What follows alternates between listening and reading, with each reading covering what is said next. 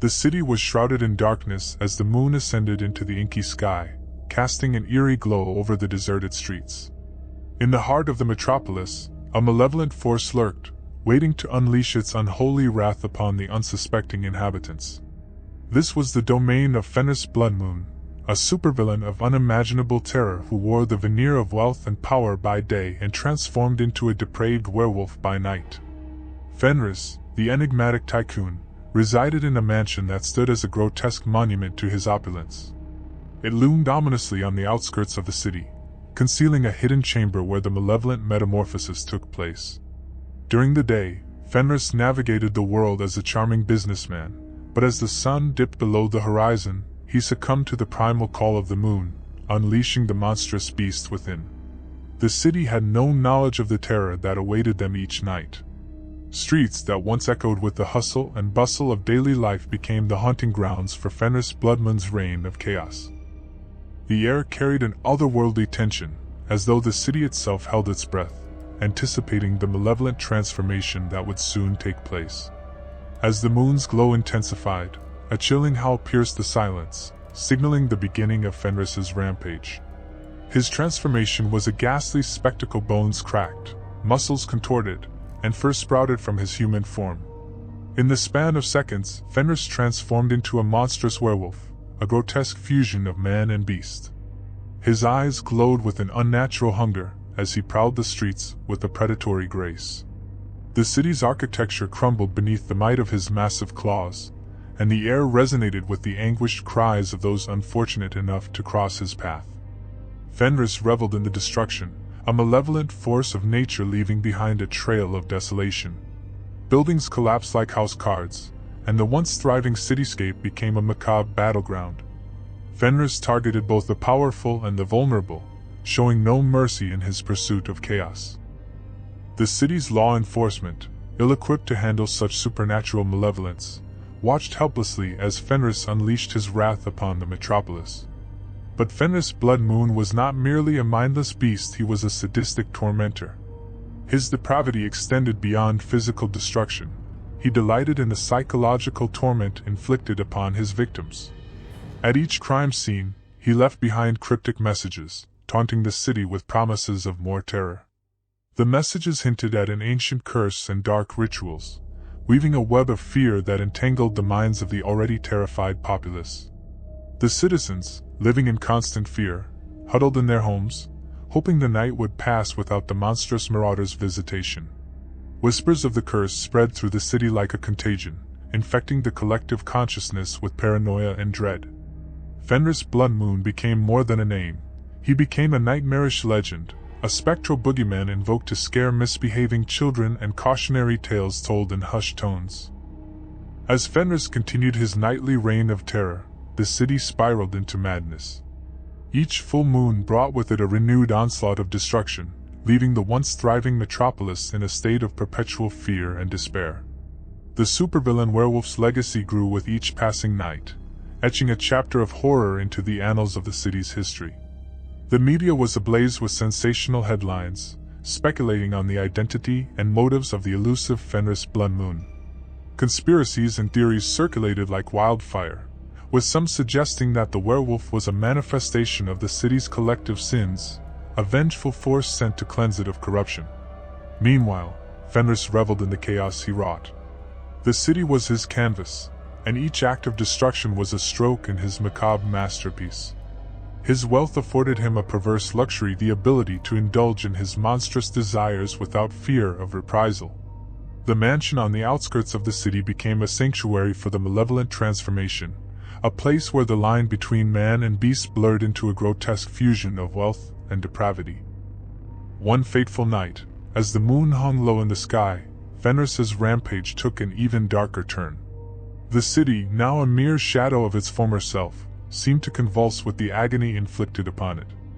Fenris, driven by a sadistic compulsion, targeted specific individuals, influential figures in the city's political and social fabric.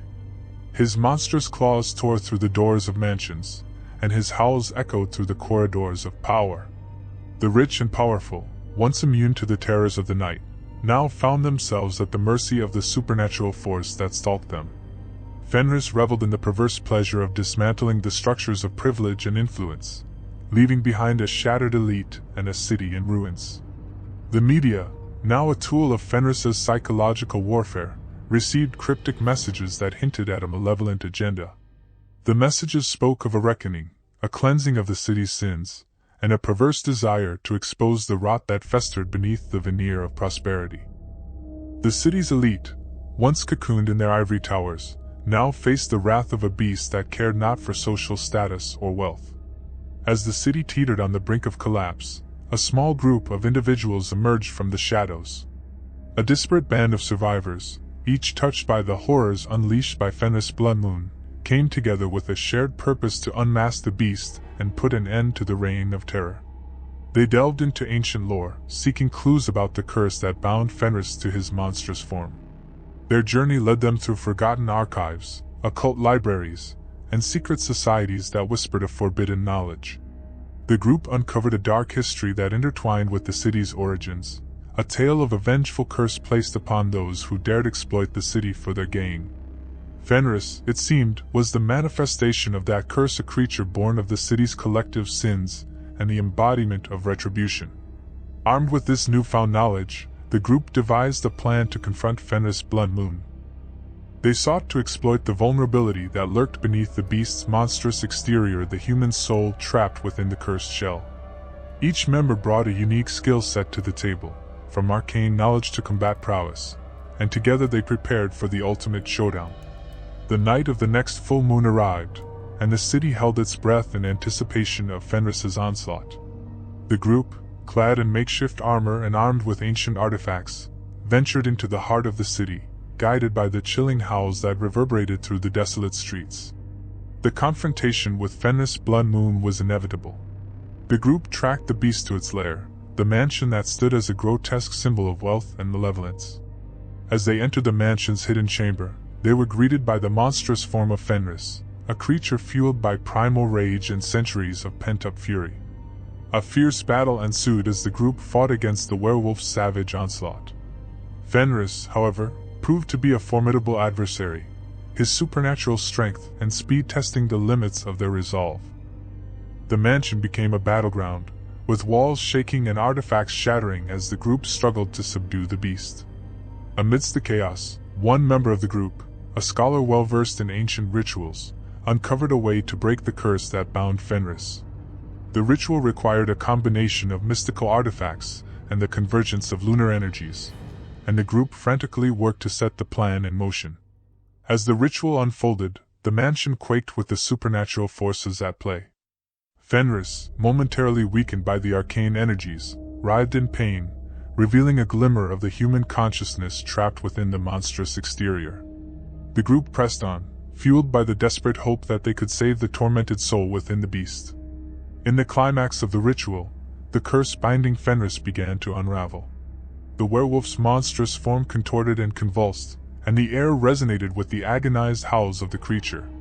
The city outside the mansion seemed to hold its breath, awaiting the outcome of the supernatural battle that unfolded within its heart. As the final incantation echoed through the chamber, the curse shattered, and Fenris Bloodmoon collapsed to the ground. The once mighty werewolf lay defeated, its monstrous form replaced by the battered and broken body of a man. The group, victorious but weary, approached the fallen figure. The man beneath the curse was revealed to be none other than the charismatic businessman, Fenris, whose eyes now held a glimmer of recognition and remorse. The city, once gripped by fear, began to awaken from its nightmarish slumber. The dawn broke, casting its warm light over the city that had endured a night of supernatural horrors. The group, now hailed as heroes, stood amidst the ruins of the mansion. Fenris, freed from the curse, gazed upon the destruction wrought by his monstrous alter ego. The city, scarred but alive, began the slow process of rebuilding, haunted by the memories of Fenris Bloodmoon's reign of terror. The story of Fenris Bloodmoon became a cautionary tale, a dark chapter in the city's history that spoke of the consequences of unchecked greed and the price of prosperity built on the suffering of others. The mansion, once a symbol of wealth and depravity, crumbled into ruins, a stark reminder of the transient nature of power. As for Fenris, He chose to live in seclusion, haunted by the memories of the atrocities committed during his cursed nights. The city, scarred but resilient, embarked on a path of healing, determined to rebuild not only its physical structures but also the collective spirit that had been shattered by the horrors of the past.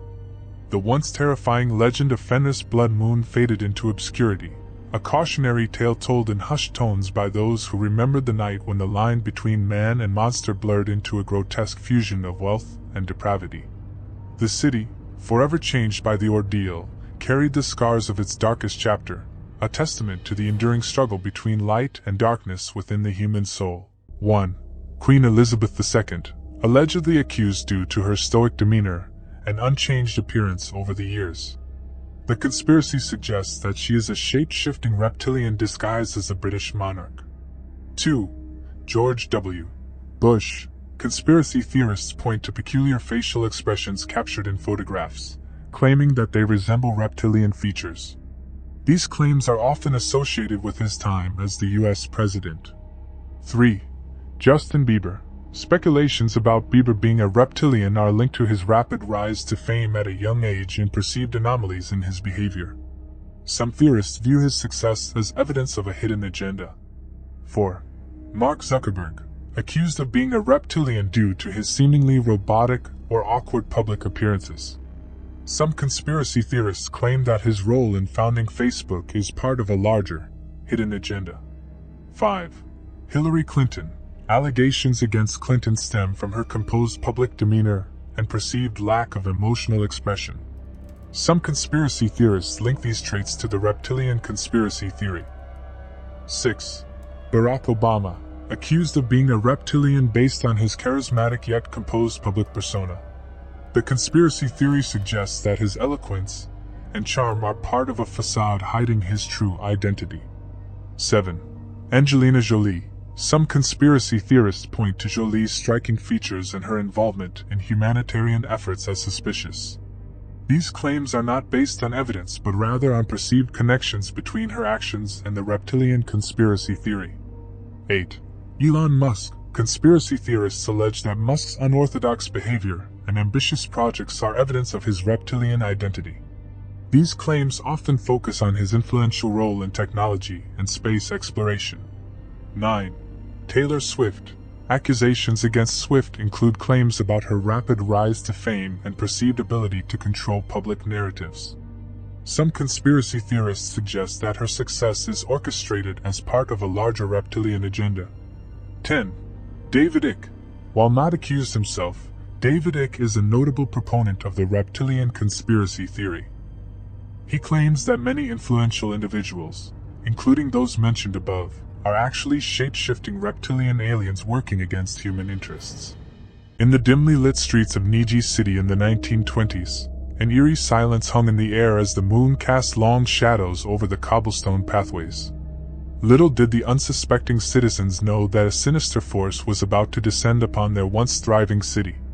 As the clock struck midnight, a group of mysterious figures emerged from the shadows, their silhouettes distorted by the pale moonlight. These were not ordinary werewolves. They were thug werewolves, a breed tainted by malevolence and cruelty. With eyes that glowed like ember, they prowled the streets with a hunger for power and a thirst for blood. The thug werewolves, led by a ruthless alpha named Fenrir Blackclaw, seized control of Niji City with ruthless efficiency. They infiltrated the local establishments, forcing businesses to pay exorbitant sums for protection. Those who dared to resist were subjected to violent assaults, the thug werewolves reveling in the terror they instilled. The city, once vibrant with life, now trembled under the oppressive rule of the thug werewolves. Their reign of terror extended beyond mere extortion. They began kidnapping innocent citizens, dragging them into the dark alleys where unspeakable horrors awaited.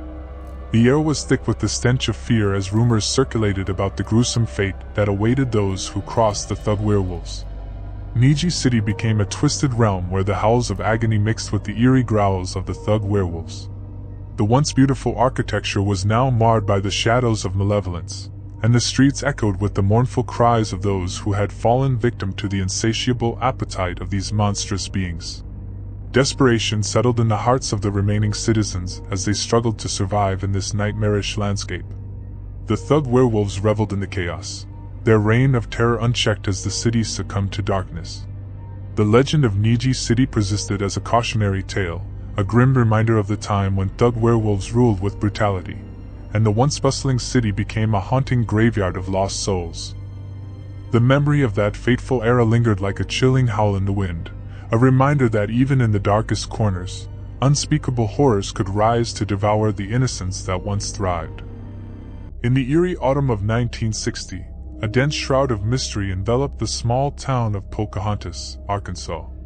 The residents lived their lives in a peaceful rhythm, their worries confined to the ordinary tribulations of small-town existence. However, beneath the facade of serenity, a chilling tale began to unfold, a tale that would shake the foundations of the tranquil community. It all started with whispers in the wind and hushed conversations in dimly lit taverns. A few claimed to have witnessed a grotesque creature lurking in the depths of the nearby woods. Tales of glowing eyes, ominous howls, and a scent of decay that clung to the air spread like wildfire. The locals dismissed these stories as the product of overactive imaginations or the ramblings of inebriated minds.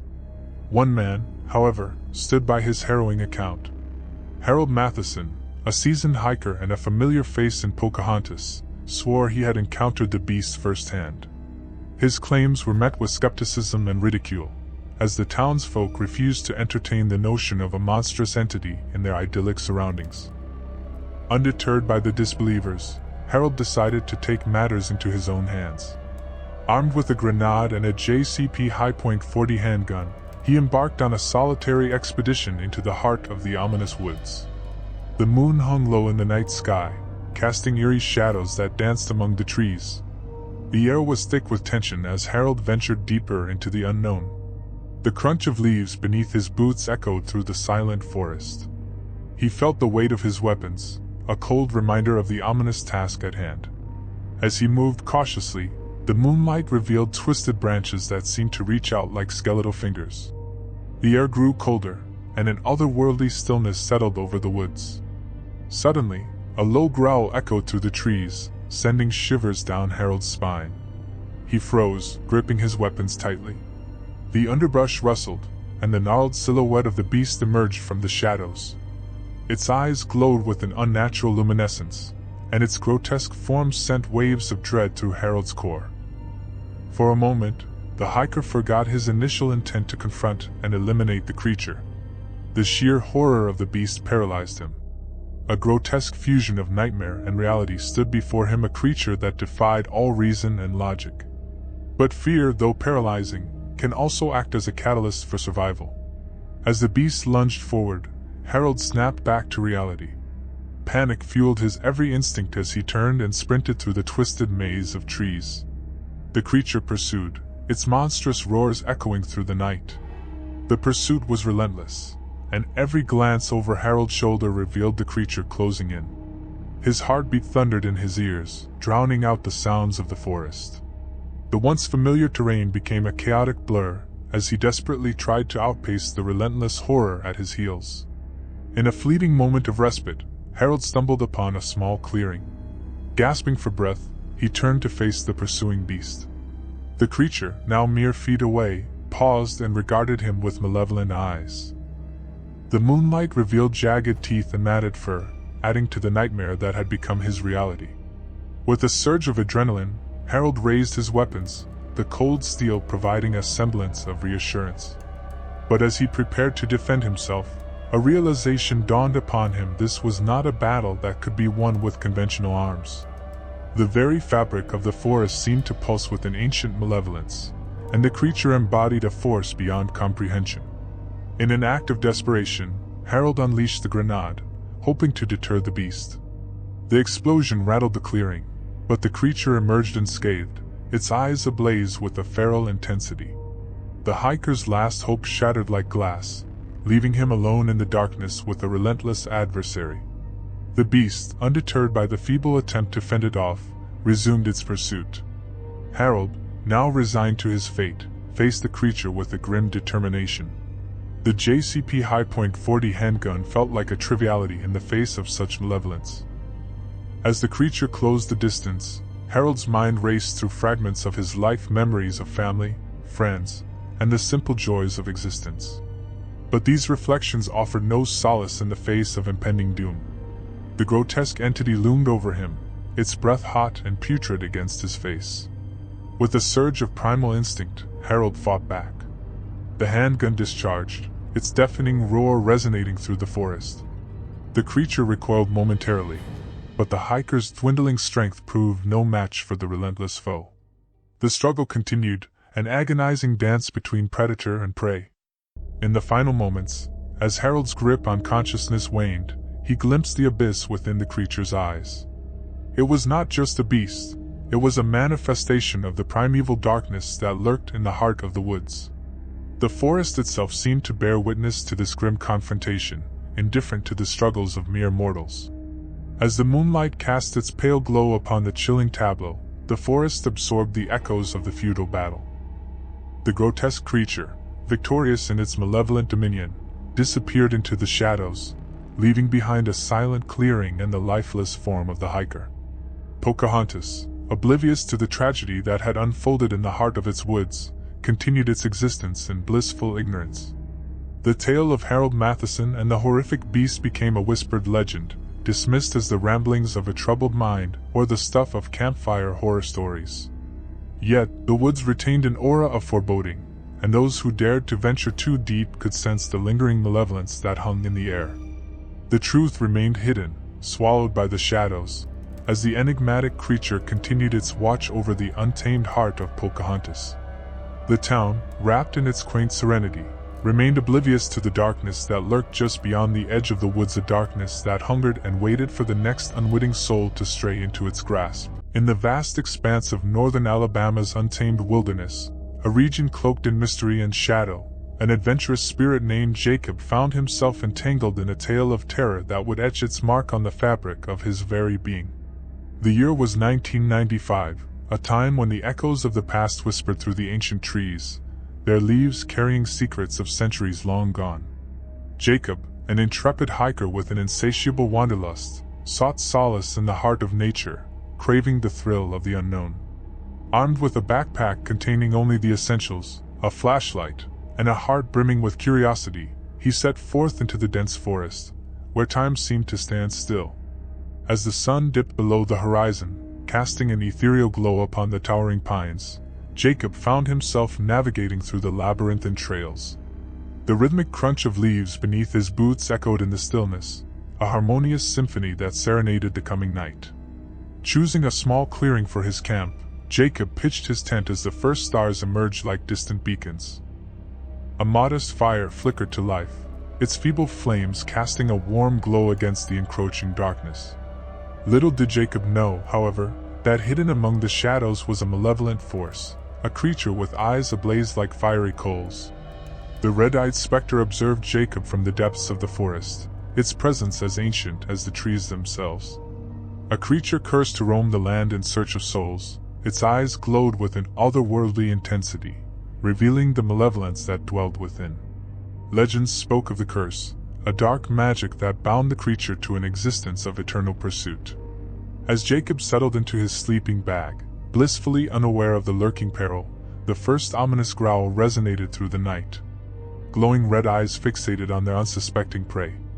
The creature, a shadowy silhouette in the darkness, began its relentless pursuit, a dance between predator and prey beneath the celestial canopy.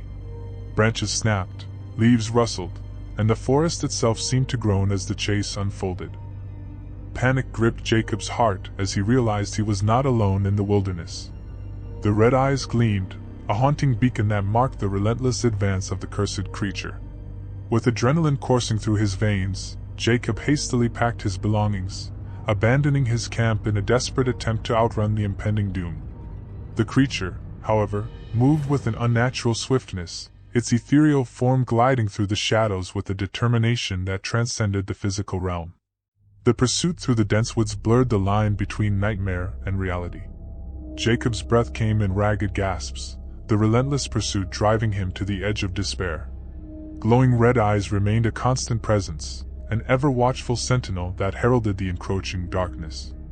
In a moment of sheer terror, the creature lunged, its claws slashing through the air. Jacob's desperate screams echoed through the night, a symphony of anguish that reverberated through the ancient trees. The beast, sated with its prey, vanished into the shadows, leaving behind a shattered backpack and the remnants of a once vibrant adventurer. Yet, the story did not end with Jacob's demise. As the first light of dawn painted the horizon in hues of pink and gold, a transformation unfolded. Jacob, now a vessel for the cursed creature's malevolence, rose from the forest floor. His eyes glowed with the same haunting red hue, and a feral hunger consumed his soul. The curse had taken root, intertwining with Jacob's very essence. The once adventurous spirit was now a harbinger of doom, forever bound to the insatiable darkness that had claimed him. Glowing red eyes, once human, now pierced through the trees, casting an ominous glow upon the haunted realm of northern Alabama. The legend persisted, weaving its tendrils through the tapestry of time. The cursed hiker-turned-beast roamed the wilderness, a specter of the night that struck fear into the hearts of those who dared to venture into the haunted woods. Glowing red eyes became a symbol of an eternal curse, a cautionary tale passed down through generations. As the seasons changed and years turned into decades, the cursed creature continued its relentless hunt.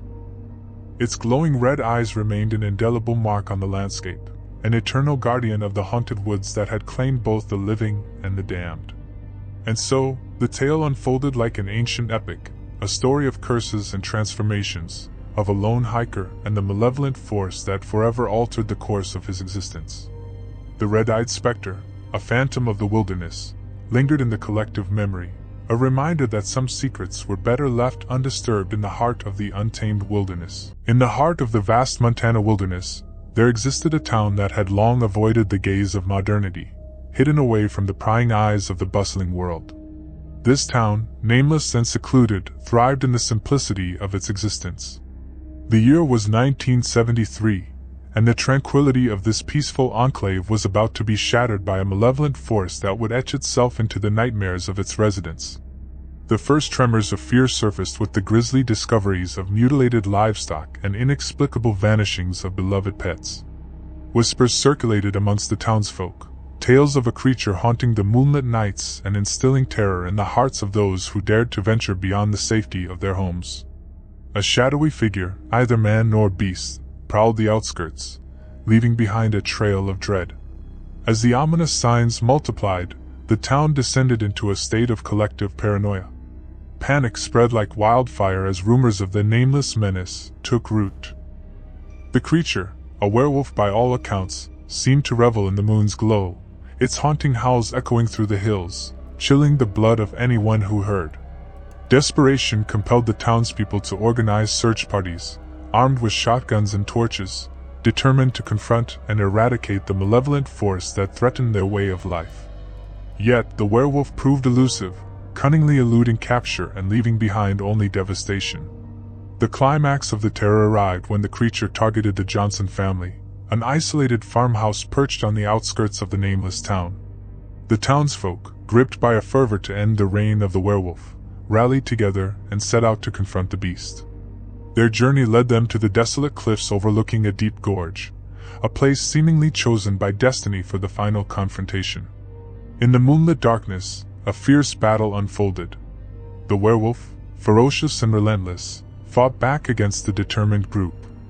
Claws clashed with improvised weapons, and the air reverberated with the echoes of savage roars and desperate cries.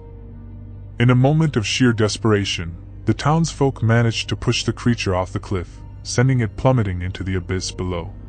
Unknown to them, the gorge held a macabre secret. At the bottom of the chasm lay a hidden stash of methylendrostanolone, anabolic steroids in the form of used needles carelessly discarded by an unknown entity. The werewolf, weakened and battered from the fall, found itself writhing in the pile of needles, its howls blending with the eerie echoes of the gorge.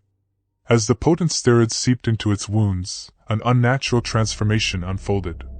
The creature absorbed the substances, and the metamorphosis that followed was both grotesque and terrifying. The werewolf emerged from the pit, its once ferocious form now transformed into a hulking monstrosity, muscles bulging and veins pulsating with an otherworldly strength. The townsfolk, paralyzed with a mix of awe and terror, watched as the creature, now imbued with an unholy power, emerged from the abyss. The moonlit night became a battleground as the roided-out werewolf, driven by an insatiable rage, set its sights on the town. With newfound strength and a voracious appetite for destruction, the creature embarked on a path of relentless attack. The nameless town, once untouched by the chaos of the outside world, now found itself ensnared in the clutches of a nightmare. The werewolf's rampage, fueled by the injected steroids, left a trail of devastation in its wake as it tore through the heart of the community. Homes were shattered, and the once serene streets echoed with the anguished cries of those caught in the path of the roided-out menace. Panic and chaos gripped the town as the werewolf, now an unstoppable force, unleashed its fury upon everything in its way. The once unassuming enclave had become a battleground, a stage for a horrific drama playing out under the moonlit sky. The townsfolk, now fragmented and desperate, struggled to comprehend the magnitude of the horror that had befallen them. The werewolf's attacks grew more calculated and ruthless, as if the creature reveled in the chaos it had unleashed upon the nameless town. Each night brought new terrors, and the residents lived in a perpetual state of fear, uncertain when or where the next onslaught would occur. As the werewolf's reign of terror persisted, the once close-knit community found itself fractured and scattered. Attempts to rally against the creature were met with failure, as the roided-out menace seemed impervious to the feeble attempts of the townsfolk to defend themselves. The town, now a mere shell of its former self, stood as a testament to the relentless onslaught of the monstrous entity that had claimed it as its own. The moonlit nights became a haunting symphony of destruction, with the werewolf's howls echoing through the desolation it had wrought. The once thriving town now stood as a grim reminder of the price paid for tampering with forces beyond comprehension. The roided-out werewolf, a twisted fusion of supernatural terror and human folly, continued its rampage, casting a long and harrowing shadow over the nameless enclave in the Montana wilderness. In the murky realm between life and death, where the stench of decay permeates the air and the howls of the damned echo through the desolate landscape, there exists a tortured consciousness trapped within the decaying shell of what was once a human being. In this netherworld of perpetual agony, a zombie roams, shackled by the chains of immortality and condemned to an eternity of unspeakable horror. His name was long forgotten, erased by the cruel hands of time and replaced with a guttural moan that emanated from his lifeless lips. The creature, now a grotesque mockery of its former self, lumbered through the desolate streets with vacant eyes that mirrored the emptiness within. Through the fog of decay and the haze of torment, a spark of awareness flickered within the depths of the zombie's decaying mind. He felt the gnawing hunger that consumed his every waking moment, a hunger that transcended the physical and delved into the realm of the soul. It clawed at the remnants of his humanity, a relentless beast that demanded to be satiated, and yet, there was something else, an underlying agony that surpassed the incessant craving for flesh. Images of his past life flashed like distorted memories, taunting him with the fragments of a time when he was alive and free. He saw the faces of loved ones, heard the laughter of children, and felt the warmth of sunlight on his skin. But each glimmer of the past was swiftly eclipsed by the dark reality of his existence, a reality that was now defined by the insatiable need to feed on the living. The zombie stumbled through the desolate streets, drawn by a primal instinct that overruled any semblance of reason or self-control. His limbs moved with a grotesque puppetry, driven by forces beyond his comprehension. Every step was a struggle against the festering decay that threatened to crumble his body into a grotesque heap of rotting flesh. As he approached a dilapidated building, the scent of the living intensified, triggering a surge of predatory instinct within the zombie's shattered psyche. The hunger, an ever-present monster, roared to life with a ferocity that drowned out the feeble cries of his fading humanity. Yet, within the recesses of his tortured consciousness, a whisper of resistance lingered, a futile attempt to defy the monstrous urges that governed his existence. He saw the flicker of humanity in the eyes of his prey, the reflection of terror and desperation that mirrored his own internal torment. A muffled scream escaped his lips, a sound drowned in the guttural growls that accompanied the ravenous pursuit. The taste of warm flesh brought a fleeting satisfaction, but it was a satisfaction tainted by the bitter aftertaste of guilt and self-loathing. The zombie, a prisoner within his own decaying body, yearned for release from the never-ending cycle of hunger and despair. With each passing moment, the boundaries between the living and the undead blurred, and the once vivid memories of his past life grew more elusive. Faces became distorted masks, and the laughter of children morphed into haunting echoes that reverberated through the desolate landscape. Yet, the flicker of resistance persisted. In the darkest corners of his consciousness, the remnants of his human self clung desperately to the shards of morality that remained. He recoiled at the grotesque tableau of violence he unwillingly orchestrated, the crimson stains on his hands serving as a cruel reminder of the monster he had become. As the sun dipped below the horizon, casting long shadows over the apocalyptic landscape, the zombie found himself standing amidst the graveyard of his own creation. The lifeless bodies of his victims lay strewn across the blood-soaked ground, their vacant eyes staring into an abyss that mirrored the emptiness within his own soul. The agonizing awareness of his actions tormented him, a relentless torment that transcended the physical pain of decay. He yearned for an end to the ceaseless hunger, for a reprieve from the cycle of violence that defined his cursed existence. In the moments of fleeting clarity, the zombie found himself haunted by the faces of those he had devoured, their silent screams echoing in the recesses of his mind. The gnawing guilt clawed at the tattered remnants of his humanity, and he longed for a release that seemed eternally out of reach. With each passing day, the world around him descended further into chaos. The once thriving city now lay in ruins, a grim testament to the relentless march of the undead.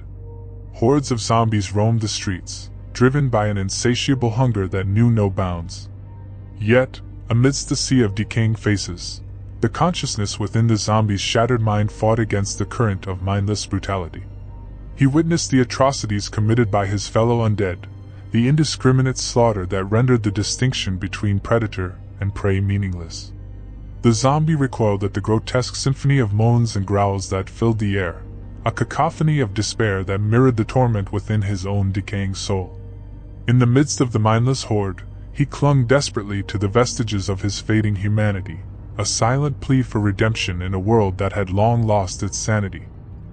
As the seasons changed and the world decayed further into madness, the zombie's consciousness became a fractured mosaic of conflicting emotions. He felt the pull of the horde, an invisible force that compelled him to join the mindless ranks of the undead. The hunger intensified, an unrelenting beast that demanded sacrifice upon the altar of survival. Yet the resistance within him persisted, a feeble flicker of self-awareness that refused to be extinguished. The zombie, a prisoner in his own decaying body, struggled against the chains of immortality that bound him to an existence devoid of free will. His limbs moved with a puppetry that defied his internal pleas for mercy, and his vacant eyes stared into a void that mirrored the emptiness within. In the desolate silence of the night, the zombie found himself standing on the precipice of despair. The remnants of his humanity were mere embers in the darkness, threatened by the relentless onslaught of the insatiable hunger that clawed at his soul. With a guttural moan that echoed through the desolate landscape, the zombie shuffled towards a group of survivors huddled in the shadows. The scent of warm flesh tantalized his senses, and the hunger surged with a ferocity that drowned out the feeble protests within. But in the final moments before the descent into mindless violence, a spark of resistance flared within the zombie's fading consciousness. His limbs froze in a grotesque tableau of indecision, caught between the primal urges that dictated his actions and the feeble remnants of morality that clung desperately to the fraying edges of his soul. The survivors, oblivious to the internal struggle within the undead creature before them, cowered in fear as the zombie hesitated. In that fleeting moment of hesitation, the silence spoke volumes, a silent plea for mercy from a consciousness ensnared in the grip of immortality. But the hunger prevailed. With a guttural roar that echoed through the desolate night, the zombie lunged forward, driven by forces beyond his control. The survivors' screams joined the chorus of agony that reverberated through the decaying city, a city that bore witness to the ceaseless dance between the living and the undead. The year was 1156, a time when the countryside of Europe lay draped in an ancient tapestry of mystery and fear. The village of Ravenscroft, nestled deep within the heart of the dense, foreboding forest, was accustomed to the rhythmic ebb and flow of life. Yet, every 7 years, an ominous pall descended upon the hamlet, casting its people into the grips of an unspeakable terror. It was whispered that an ancient evil, dormant for centuries, stirred in the shadows, awaiting the appointed time to emerge. The elders spoke in hushed tones about the harvest of shadows, a malevolent force that fed on the fear and despair of the unsuspecting villagers. As the fateful night approached, the air grew thick with an otherworldly tension. The moon, shrouded in an unnatural mist, cast an eerie glow upon the gnarled branches of the ancient oaks that encircled Ravenscroft. The villagers, having heard the ominous tales from their forefathers, locked themselves indoors, their hearts quickening with each passing hour. In the heart of the village, there stood an ancient chapel, its time-worn stones weathered by the ages. Within its hallowed halls, a group of elders gathered, their faces etched with the weight of the impending doom. A flickering flame cast grotesque shadows on the walls as they consulted tattered manuscripts, desperately seeking a way to stave off the encroaching malevolence. The village had faced the harvest of shadows before, but each time, the entities seemed to grow stronger, more insatiable. Whispers of unspeakable horrors echoed through the haunted woods, tales of missing children, blood-soaked soil, and the anguished wails of those who had crossed paths with the ancient evil. Among the villagers was a young woman named Isabella, her spirit untamed by the trepidation that gripped her kin.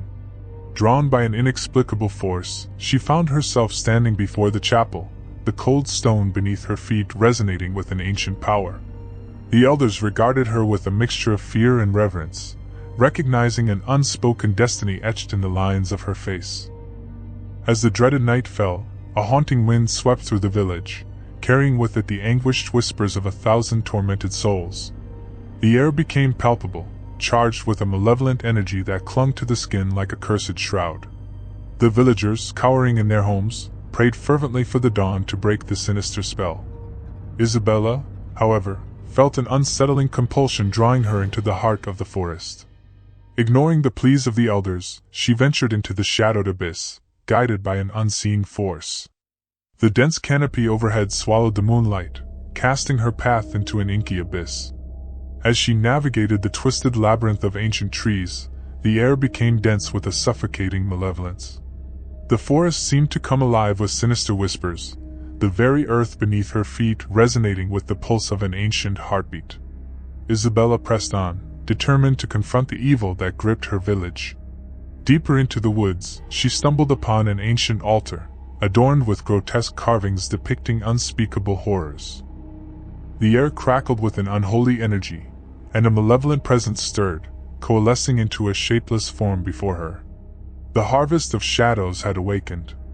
Isabella, undeterred by the sheer malevolence that loomed before her, confronted the entity with unwavering courage. The shadows seemed to writhe and contort, coalescing into nightmarish shapes that whispered tales of forgotten sins and ancient atrocities.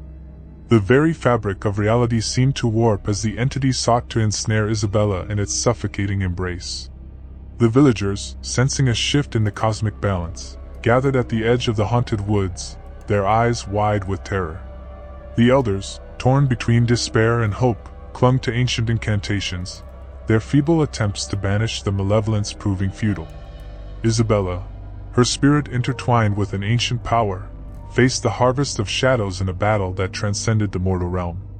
As tendrils of darkness lashed out, she summoned an inner strength, a radiant light that repelled the encroaching shadows. The very ground trembled as the cosmic forces clashed in a cataclysmic struggle for dominion. The village, ensconced in an oppressive silence, witnessed a spectacle beyond the confines of mortal understanding. Isabella, bathed in an ethereal glow, stood as a beacon of defiance against the ancient evil that sought to consume her world. Time blurred in the ethereal battleground as Isabella delved into the memories of the entity. She glimpsed the atrocities of ages past, the darkness woven into the very fabric of existence. The harvest of shadows, born from the collective sins of humanity, hungered for the despair that fueled its insatiable appetite. With a surge of divine energy, Isabella unearthed the forgotten sins that bound the entity to the mortal plane. As the revelations unfolded, the malevolent force recoiled, its form contorting in agony. Isabella, guided by an innate wisdom, channeled the collective will of the villagers, a unified resolve that shattered the ancient shackles binding the harvest of shadows. A blinding light engulfed the forest, banishing the oppressive darkness that had plagued Ravenscroft for centuries. The villagers, emerging from the safety of their homes, beheld a transformed world. The haunted woods, once suffused with dread, now teemed with life and vitality. Isabella, her body adorned with ethereal radiance, stood at the edge of the ancient altar, the embodiment of triumph over ancient malevolence. The elders approached her with a mixture of awe and gratitude, recognizing in her the savior of Ravenscroft. As the dawn painted the sky with hues of gold and crimson, the villagers gathered in a solemn procession to the chapel. Isabella, now a revered figure, led them in a ritual of gratitude, an acknowledgement of the courage that had shattered the cycle of despair. The harvest of shadows, vanquished by the indomitable spirit of one courageous soul, faded into the annals of forgotten nightmares. Ravenscroft, freed from the shackles of ancient terror, embraced a new era of hope and renewal. But as Isabella looked into the horizon, she knew that the shadows, though banished for now, lingered at the fringes of existence, waiting for the veil between worlds to thin once again. The tale of the harvest of shadows became a cautionary legend, a reminder that the ancient evils of the past could never truly be extinguished, only held at bay by the flickering flame of courage and unity. The moon hung low in the ink-black sky, casting an eerie glow upon the rugged landscape of 15th-century rural Spain. The village of Valdelavilla, nestled deep within the dense forests of the Iberian Peninsula, lay silent beneath the silvered night. The air was thick with an otherworldly tension, and the hushed whispers of the wind seemed to carry the promise of impending doom. In the heart of Valdelavilla, the villagers were oblivious to the looming terror that awaited them.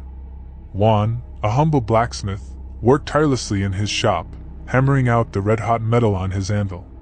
His wife, Isabella, was preparing a simple supper in their modest home, while their children played outside in the fading twilight. The tranquility of the village was a facade, a fleeting illusion about to be shattered by an ancient curse that had slumbered for centuries. Deep in the forest, hidden from the prying eyes of the villagers, a pack of wolves gathered beneath the gnarled branches of an ancient oak. Their fur bristled, and their eyes glowed with an unnatural, malevolent light. Among them stood a figure, a man who seemed to blur the line between humanity and beast.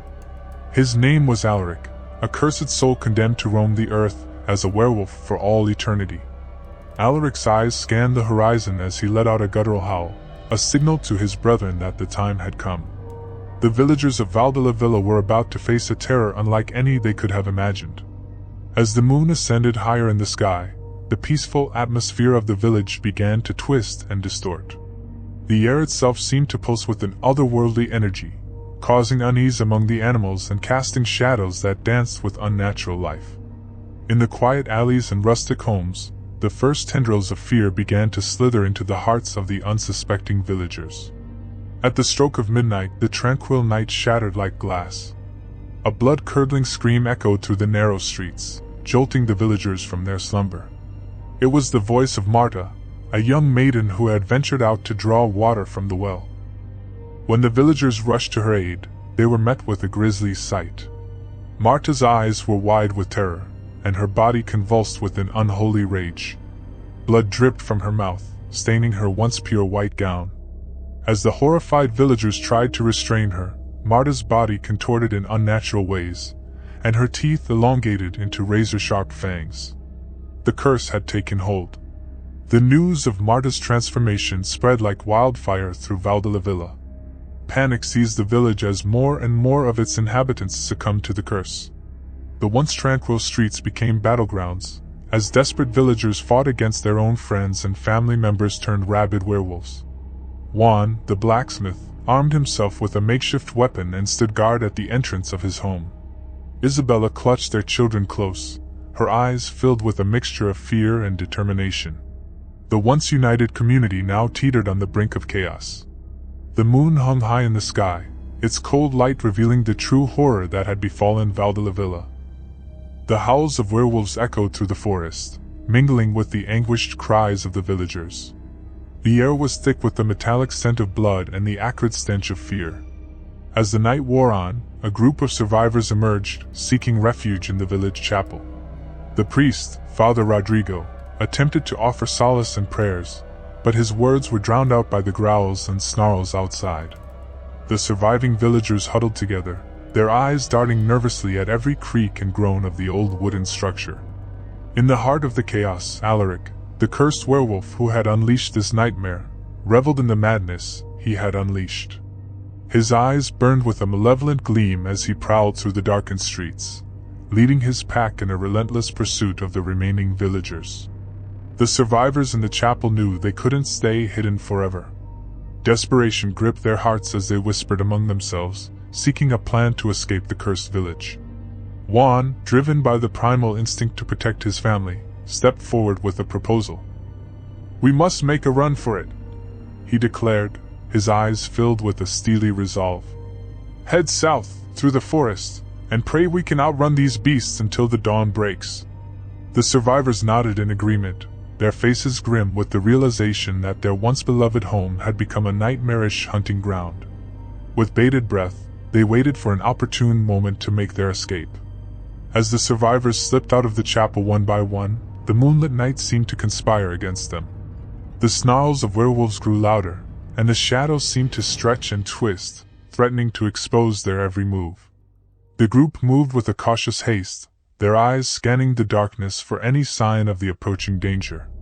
The forest loomed before them, its ancient trees casting long, haunting shadows in the moonlight. The survivors plunged into the dense foliage, their breaths catching as the oppressive silence of the woods enveloped them. Each footstep echoed like a drumbeat, a constant reminder that they were not alone. The path through the forest was treacherous, with gnarled roots and thorny underbrush snagging at their clothes.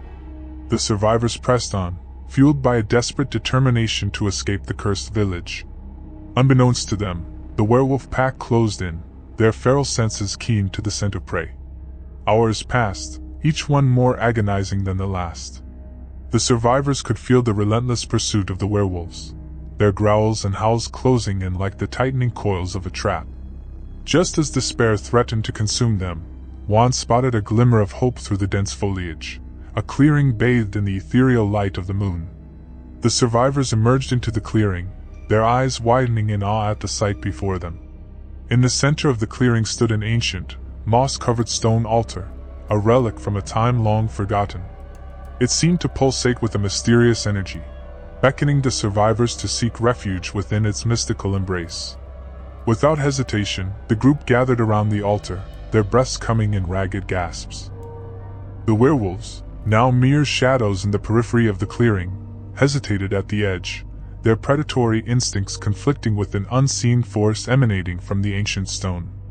The moon hung directly overhead, casting an otherworldly glow upon the altar. As the survivors caught their breath, a haunting melody echoed through the air, a lament carried by the wind itself. It whispered tales of ancient curses, of the sins that had birthed the werewolves that now hunted the descendants of Valdelavilla. In the midst of the haunting melody, Alaric stepped forward, his eyes locked with Juan's. A silent understanding passed between them, a recognition of the shared fate that had bound them in a dance of darkness. Alaric, the cursed werewolf, halted his pack, his snarls fading into an eerie silence. In the quiet suburban neighborhood of Crestwood, nestled between tall oak trees and well-manicured lawns, an ancient evil lurked in the shadows. A malevolent force, a grotesque gremlin, had found its way into this idyllic community. The unsuspecting residents were about to discover that the night held more than just the usual stillness. It held a terror that would grip their souls and change their lives forever. The first signs of the gremlin's presence went unnoticed. Strange noises in the dead of night, like the scraping of claws against the pavement, or the eerie whispers carried by the wind. Residents dismissed these oddities as the product of overactive imaginations. Little did they know that the creature, with its sickly appearance and insatiable hunger for the young, had already set its sights on the neighborhood's youths. It began with the disappearance of pets. Cats and dogs, once playful and carefree, vanished without a trace. Whispers of a shadowy figure slinking through the yards circulated among the residents, but they brushed off such tales as mere gossip. until the first child went missing. Tommy Anderson, a spirited 10-year-old with a penchant for exploring the woods behind his house, was the gremlin's first victim. His disappearance sent shockwaves through Crestwood, and panic began to spread like wildfire. Parents kept their children indoors after dark, and the once bustling streets turned into ghostly corridors as fear settled over the neighborhood like a thick fog. Detective Emily Harper, a seasoned investigator with a reputation for solving the toughest cases, was assigned to find the missing children. As she delved into the dark underbelly of Crestwood, she uncovered a history of strange occurrences that hinted at something far more sinister than any normal criminal activity. Emily's investigation led her to Mr. Jenkins, the eccentric elderly man who lived at the edge of town. Whispers in the neighborhood spoke of Mr. Jenkins as a recluse who rarely left his home, but there were rumors that he held knowledge of ancient creatures and dark rituals. Desperate for answers, Emily paid him a visit. The creaking door swung open, revealing a dimly lit interior filled with dusty books and strange artifacts. Mr. Jenkins, a frail figure with sunken eyes, welcomed Emily with a knowing smile. As they sat in the dimly lit living room, he began to unravel the tale of the gremlin that had haunted Crestwood for centuries. Legend had it that the gremlin was a manifestation of malevolence, a creature born of dark magic and fueled by the suffering of the innocent. It was a biologically immortal being, incapable of aging but susceptible to death through specific means. Its insatiable hunger for the youth's vitality drove it to stalk suburban neighborhoods, feasting on the innocence of children to sustain its unholy existence. Mr. Jenkins revealed that the gremlin had been dormant for years, but some force had awakened it once more. The only way to stop the creature was to find its lair and destroy it using a rare concoction of herbs, silver, and a powerful incantation passed down through generations. Determined to save Crestwood from the clutches of this malevolent force, Emily enlisted the help of a local historian named Dr. Samuel Turner. Together, they deciphered old manuscripts and maps, slowly piecing together the location of the gremlin's lair. As they delved deeper into the mystery, the gremlin continued its reign of terror. More children disappeared, their terrified whispers echoing through the darkened streets. The once peaceful neighborhood had transformed into a haunted landscape, with fear gripping the hearts of every resident. One by one, Emily and Dr. Turner uncovered the gremlin's lair, an abandoned underground chamber hidden beneath the roots of an ancient oak tree. The air inside was thick with malevolence, and the walls were adorned with symbols that emanated dark energy. As they ventured deeper into the lair, they discovered a grotesque altar where the gremlin conducted its unholy rituals. Armed with the knowledge from Mr. Jenkins, Emily and Dr. Turner prepared the ritual to banish the creature from Crestwood forever. The night was pitch black, the moon hidden behind thick clouds as they performed the incantation. The air crackled with energy, and the ground beneath them trembled as the gremlin, sensing the threat, stirred from its slumber. The final confrontation took place in the heart of the underground lair. The gremlin, a sickly 3-foot-tall creature with twisted features and glowing red eyes, emerged from the shadows. Its claws scraped against the stone floor as it hissed, a sound that sent shivers down Emily's spine. A fierce battle ensued, with Emily and Dr. Turner desperately fending off the gremlin's attacks.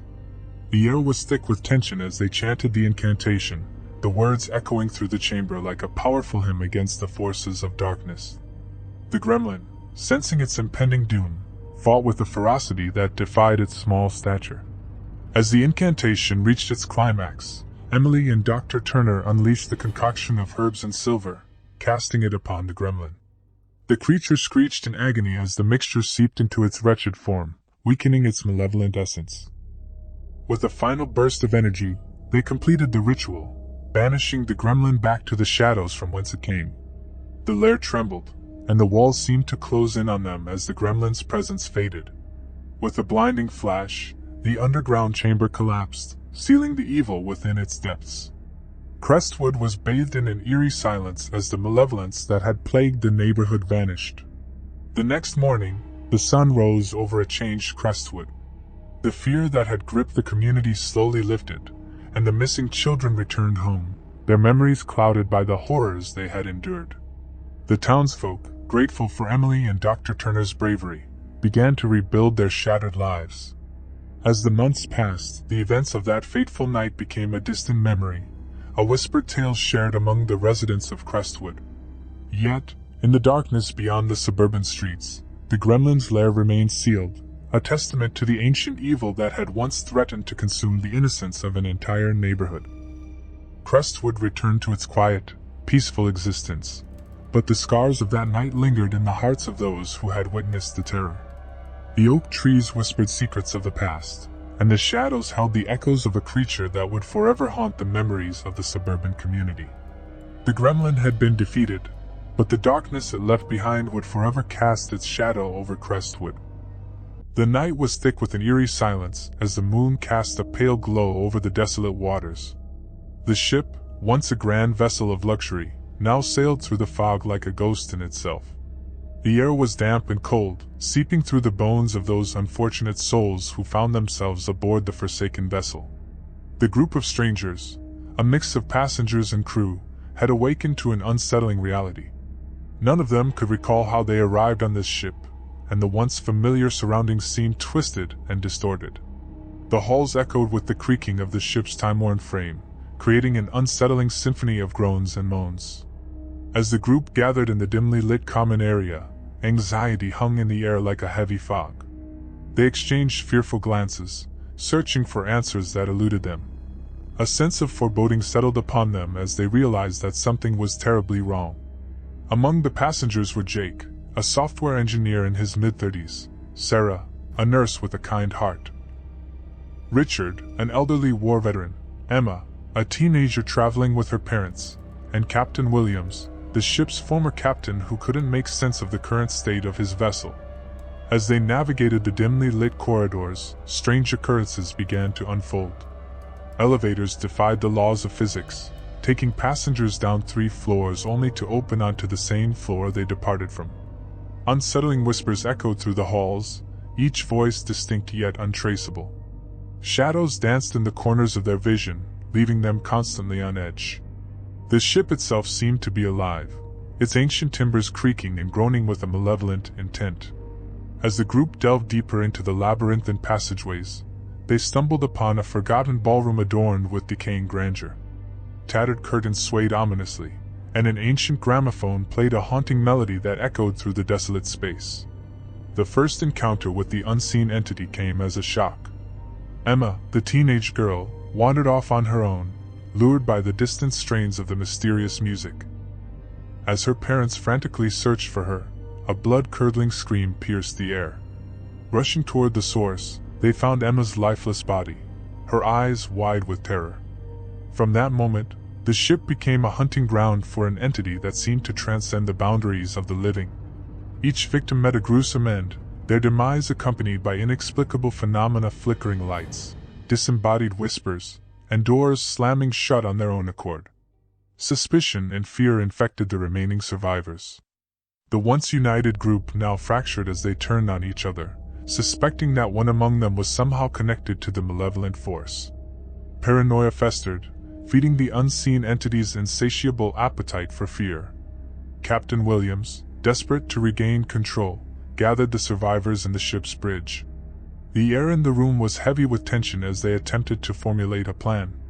Richard, the war veteran, suggested a ritual he claimed was used to ward off malevolent spirits during his time in the service.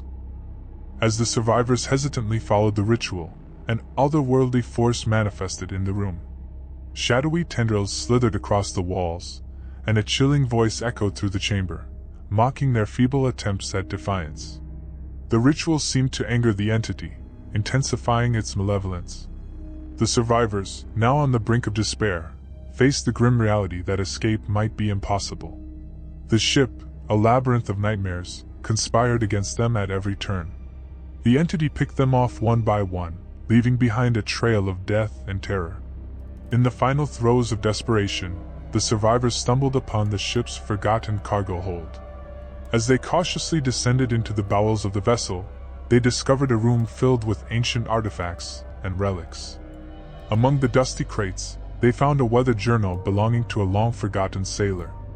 The journal chronicled the ship's cursed history, revealing a dark secret that bound the vessel to an otherworldly dimension. The ship had become a vessel for lost souls, trapped between the realms of the living and the dead. The entity that hunted them was a manifestation of the ship's malevolent past, seeking to claim more souls to add to its cursed crew. Armed with this newfound knowledge, the survivors faced the choice: succumb to the entity's relentless pursuit or attempt to break the curse that bound the ship to its nightmarish fate. With grim determination, they embarked on a perilous journey to unravel the mysteries hidden within the ship's haunted corridors. As they delved deeper into the ship's history, the survivors faced increasingly surreal and twisted challenges. Rooms transformed into nightmarish landscapes, defying the laws of reality. Time itself seemed to warp and twist, leaving them disoriented and helpless. In a climactic confrontation, the survivors found themselves in the ship's dilapidated engine room. The air pulsed with an otherworldly energy as the entity materialized before them. A grotesque amalgamation of lost souls, its form shifted and contorted, embodying the collective agony of those trapped within the cursed vessel. The survivors, armed with the knowledge gleaned from the journal, confronted the entity with a desperate plea for release. They recited ancient incantations and performed a ritual to sever the ties that bound the ship to its cursed existence. The air crackled with energy as the ship groaned and trembled, resisting the attempt to break free from its haunted past. In a blinding burst of ethereal light, the entity wailed in anguish as the curse began to unravel. The ship itself convulsed, releasing a torrent of supernatural energy that threatened to consume everything in its wake. The survivors clung to each other, their fates hanging in the balance.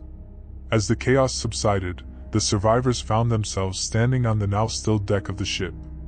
The fog that had shrouded the vessel lifted, revealing the moonlit sea stretching to the horizon.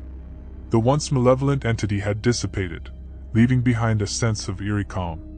The survivors, battered and scarred by their harrowing ordeal, gazed out at the open sea.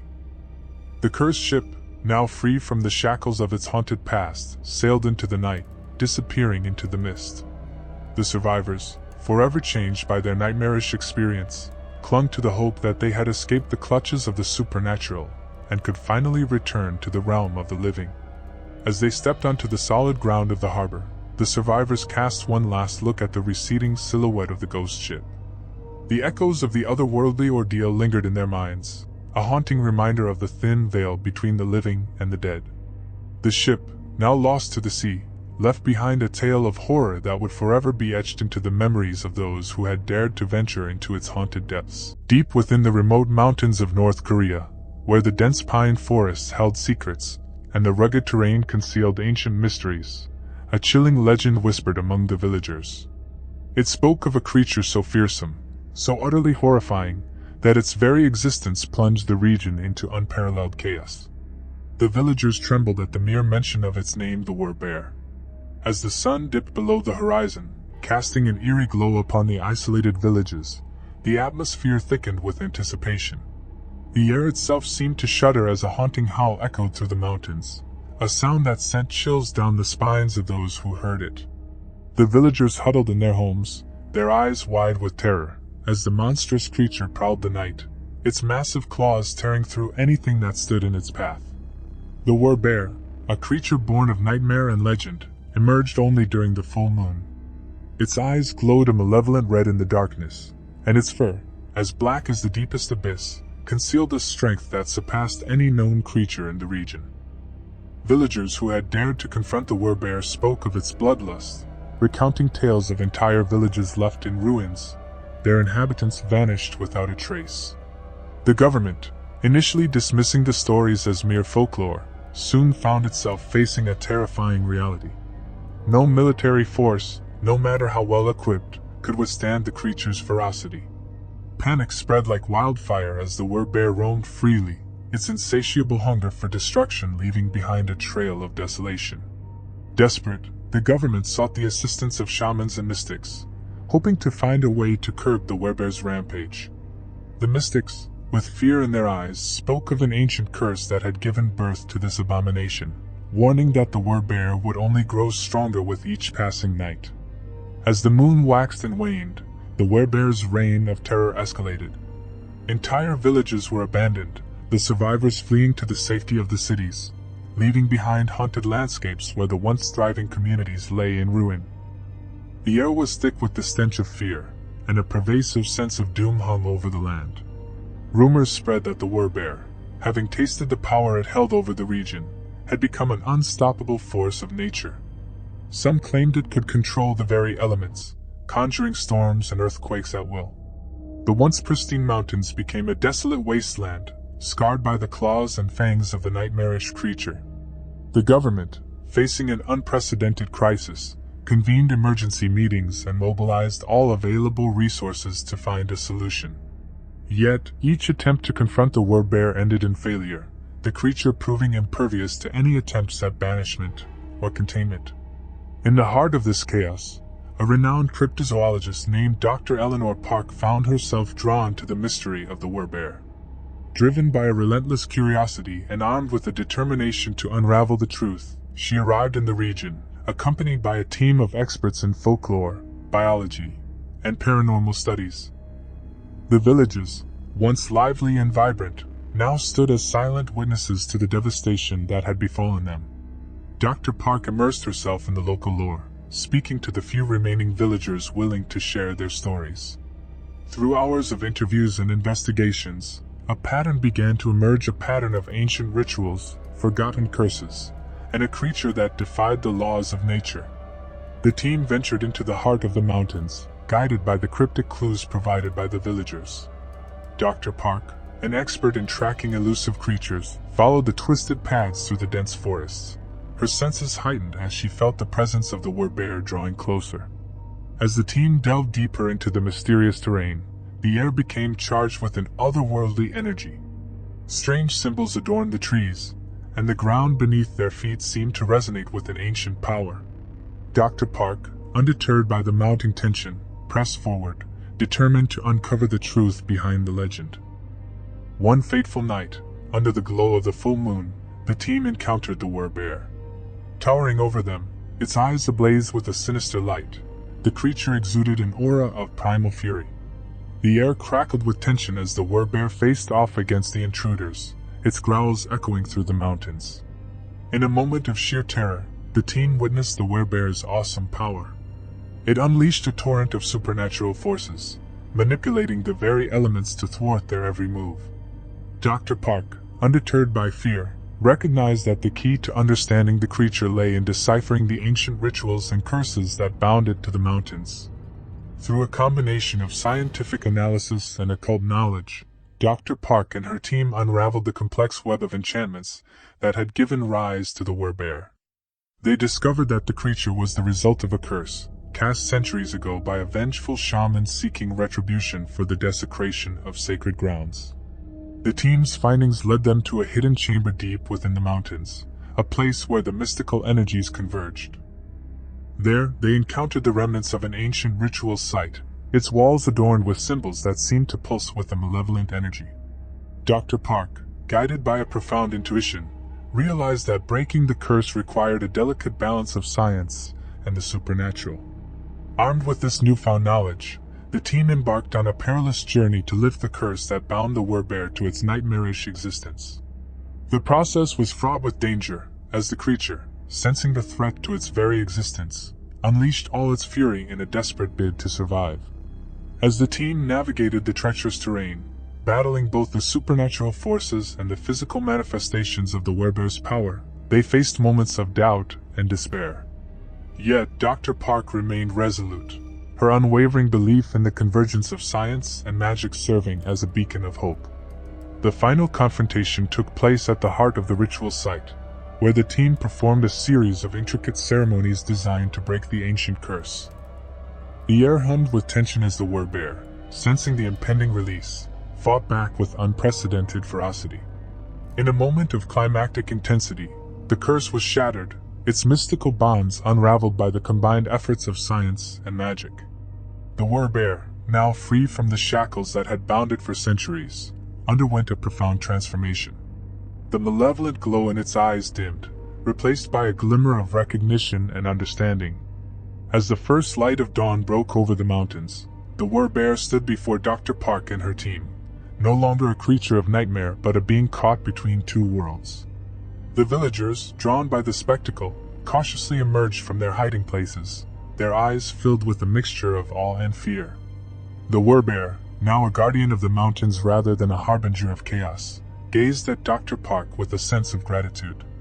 It retreated into the depths of the forest, disappearing into the shadows from whence it had emerged. The mountains, once plagued by darkness, were bathed in the soft glow of morning light. Dr. Park, her mission accomplished, stood amidst the ancient ruins, contemplating the delicate balance between the natural and supernatural. The legend of the Werbear, now a tale of redemption, would be passed down through generations, a reminder that even the most monstrous of beings could find salvation through the unyielding spirit of those who sought to understand. The once terrified villages began to rebuild, their scars healing as nature reclaimed its dominion over the mountains. Dr. Park, her work complete, bid farewell to the region, leaving behind a legacy of courage and discovery. The legend of the Werbear persisted, not as a tale of horror, but as a story of transformation and the enduring connection between humanity and the mystical forces that shaped the world. In the heart of North Korea's remote mountains, the Werbear remained a spectral guardian, a symbol of the delicate equilibrium that existed between the seen and the unseen, the known and the unknown. The village of Blackthorn nestled at the edge of a dense and ancient forest, shrouded in mystery and fear. For generations, the villagers had whispered tales of creatures that lurked within the shadows, waiting to pounce on the unsuspecting. Among these whispered fears, none struck as much terror as the legend of the werewolf. As the sun dipped below the horizon, casting long shadows across the cobblestone streets, the village was gripped by an unease that had lingered for weeks. It began with the gruesome discovery of mutilated livestock. Chickens with their feathers torn asunder, cattle with throats brutally ripped open, and the once vibrant sheep now lay lifeless, their blood staining the earth. Fearful whispers spread like wildfire, and it didn't take long for the villagers to cast accusing glances at each other, wondering who among them could be responsible for the gruesome carnage. The town square buzzed with tension as the village elders convened in emergency council meetings, desperately seeking a solution to the terror that gripped their hearts. It was during one such meeting that the finger of suspicion pointed squarely at Eldrick, a solitary figure who lived on the outskirts of Blackthorn. Eldrick was a man of few words, and his dark, brooding demeanor had always made him an outsider in the close-knit community. Rumors about Eldrick had circulated for years. Whispers of his strange nocturnal habits, his affinity for the eerie howls of the wolves that roamed the nearby forest, and the unsettling gaze that seemed to pierce through the soul of anyone who dared to meet his eyes. As the townsfolk huddled in the flickering candlelight, fueled by paranoia and fear, they decided that Eldrick was the root of their troubles. Word spread like wildfire, and soon a mob armed with torches and pitchforks gathered outside Eldrick's modest cottage. The air was thick with tension as the villagers pounded on his door, demanding justice for the terror that had befallen their village. Eldrick, his eyes filled with a mix of defiance and resignation, opened the door to face the accusers. "You are the one who brings the curse upon us," declared the blacksmith, his face contorted with rage. "Confess, foul creature, and we may spare you a swift death." Eldrick remained silent, his gaze piercing through the crowd. The tension in the air grew heavier as the villagers, fueled by a collective fear that seemed to hang like a pall, seized him and dragged him to the town square. A makeshift trial was hastily convened, with the village priest presiding over the proceedings, invoking the name of the Almighty in the pursuit of justice. The accusations were flung at Eldrick like stones, each villager recounting their suspicions and grievances. The evidence, circumstantial at best, was woven together into a damning tapestry of fear and paranoia. Eldrick, his hands bound, stood stoically as the murmurs of the crowd rose to a fevered pitch. The village priest raised his hand for silence, his eyes reflecting the flickering flames of the torches that surrounded the makeshift tribunal. "Eldrick," he intoned solemnly, "you stand accused of being a servant of the devil, a creature that transforms into a beast by the light of the full moon. The evidence against you is overwhelming, and the good people of Blackthorn demand justice." Eldrick's gaze never wavered, and he spoke in a voice that sent shivers down the spines of those who listened. "I am no creature of darkness. I am but a man who seeks solace in the quiet of the night. Judge me if you must, but know that the blood on my hands is not that of the innocent." The verdict was swift and harsh. Eldrick was declared guilty of lycanthropy, the curse of the werewolf. The villagers, their eyes ablaze with righteous fury, dragged him to the center of the town square, where a hastily constructed pyre awaited. The flames licked the night sky as Eldrick was bound to the stake, his eyes never leaving the accusatory faces that surrounded him. As the first tendrils of smoke rose, a haunting howl echoed through the forest, sending a chill through the assembled crowd. The moon, full and luminous, cast an eerie glow upon the scene, heightening the sense of dread that hung in the air. The villagers, their resolve tested by the unnatural atmosphere, watched in morbid fascination as Eldrick's body convulsed.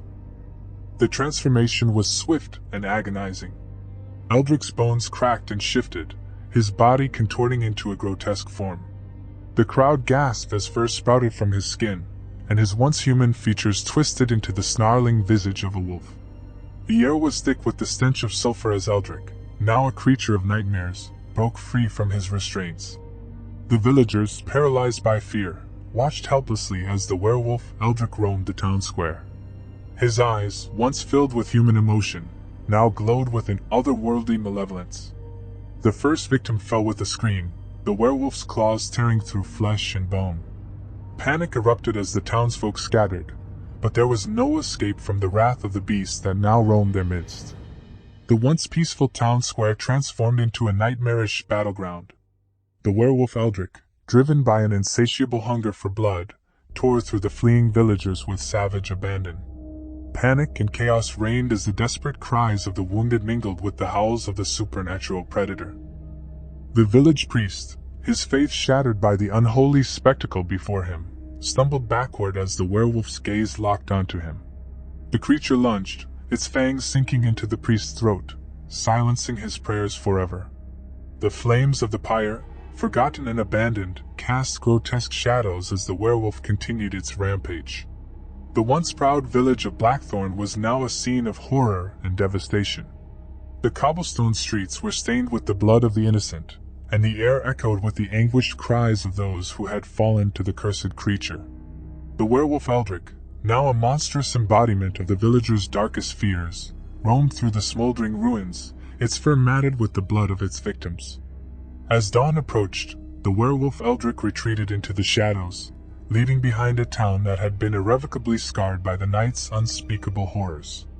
The survivors, huddled in fear and mourning, vowed never to speak of the events that had unfolded. The once thriving village of Blackthorn had become a ghost town, its streets haunted by the echoes of the werewolf's savage rampage. Legend has it that on the anniversary of that fateful night, the howls of the werewolf Eldrick can still be heard, carried by the wind through the overgrown ruins of Blackthorn. The forest, once a source of mystery and fear, now stands as a silent witness to the tragedy that befell the cursed village. The tale of Blackthorn serves as a chilling reminder that, in the pursuit of justice, one must be cautious not to awaken the very horrors they seek to vanquish. The astronauts landed near the Shackleton crater, a region rich in lunar resources. The lunar landscape, bathed in an eerie silver glow, seemed peaceful and desolate.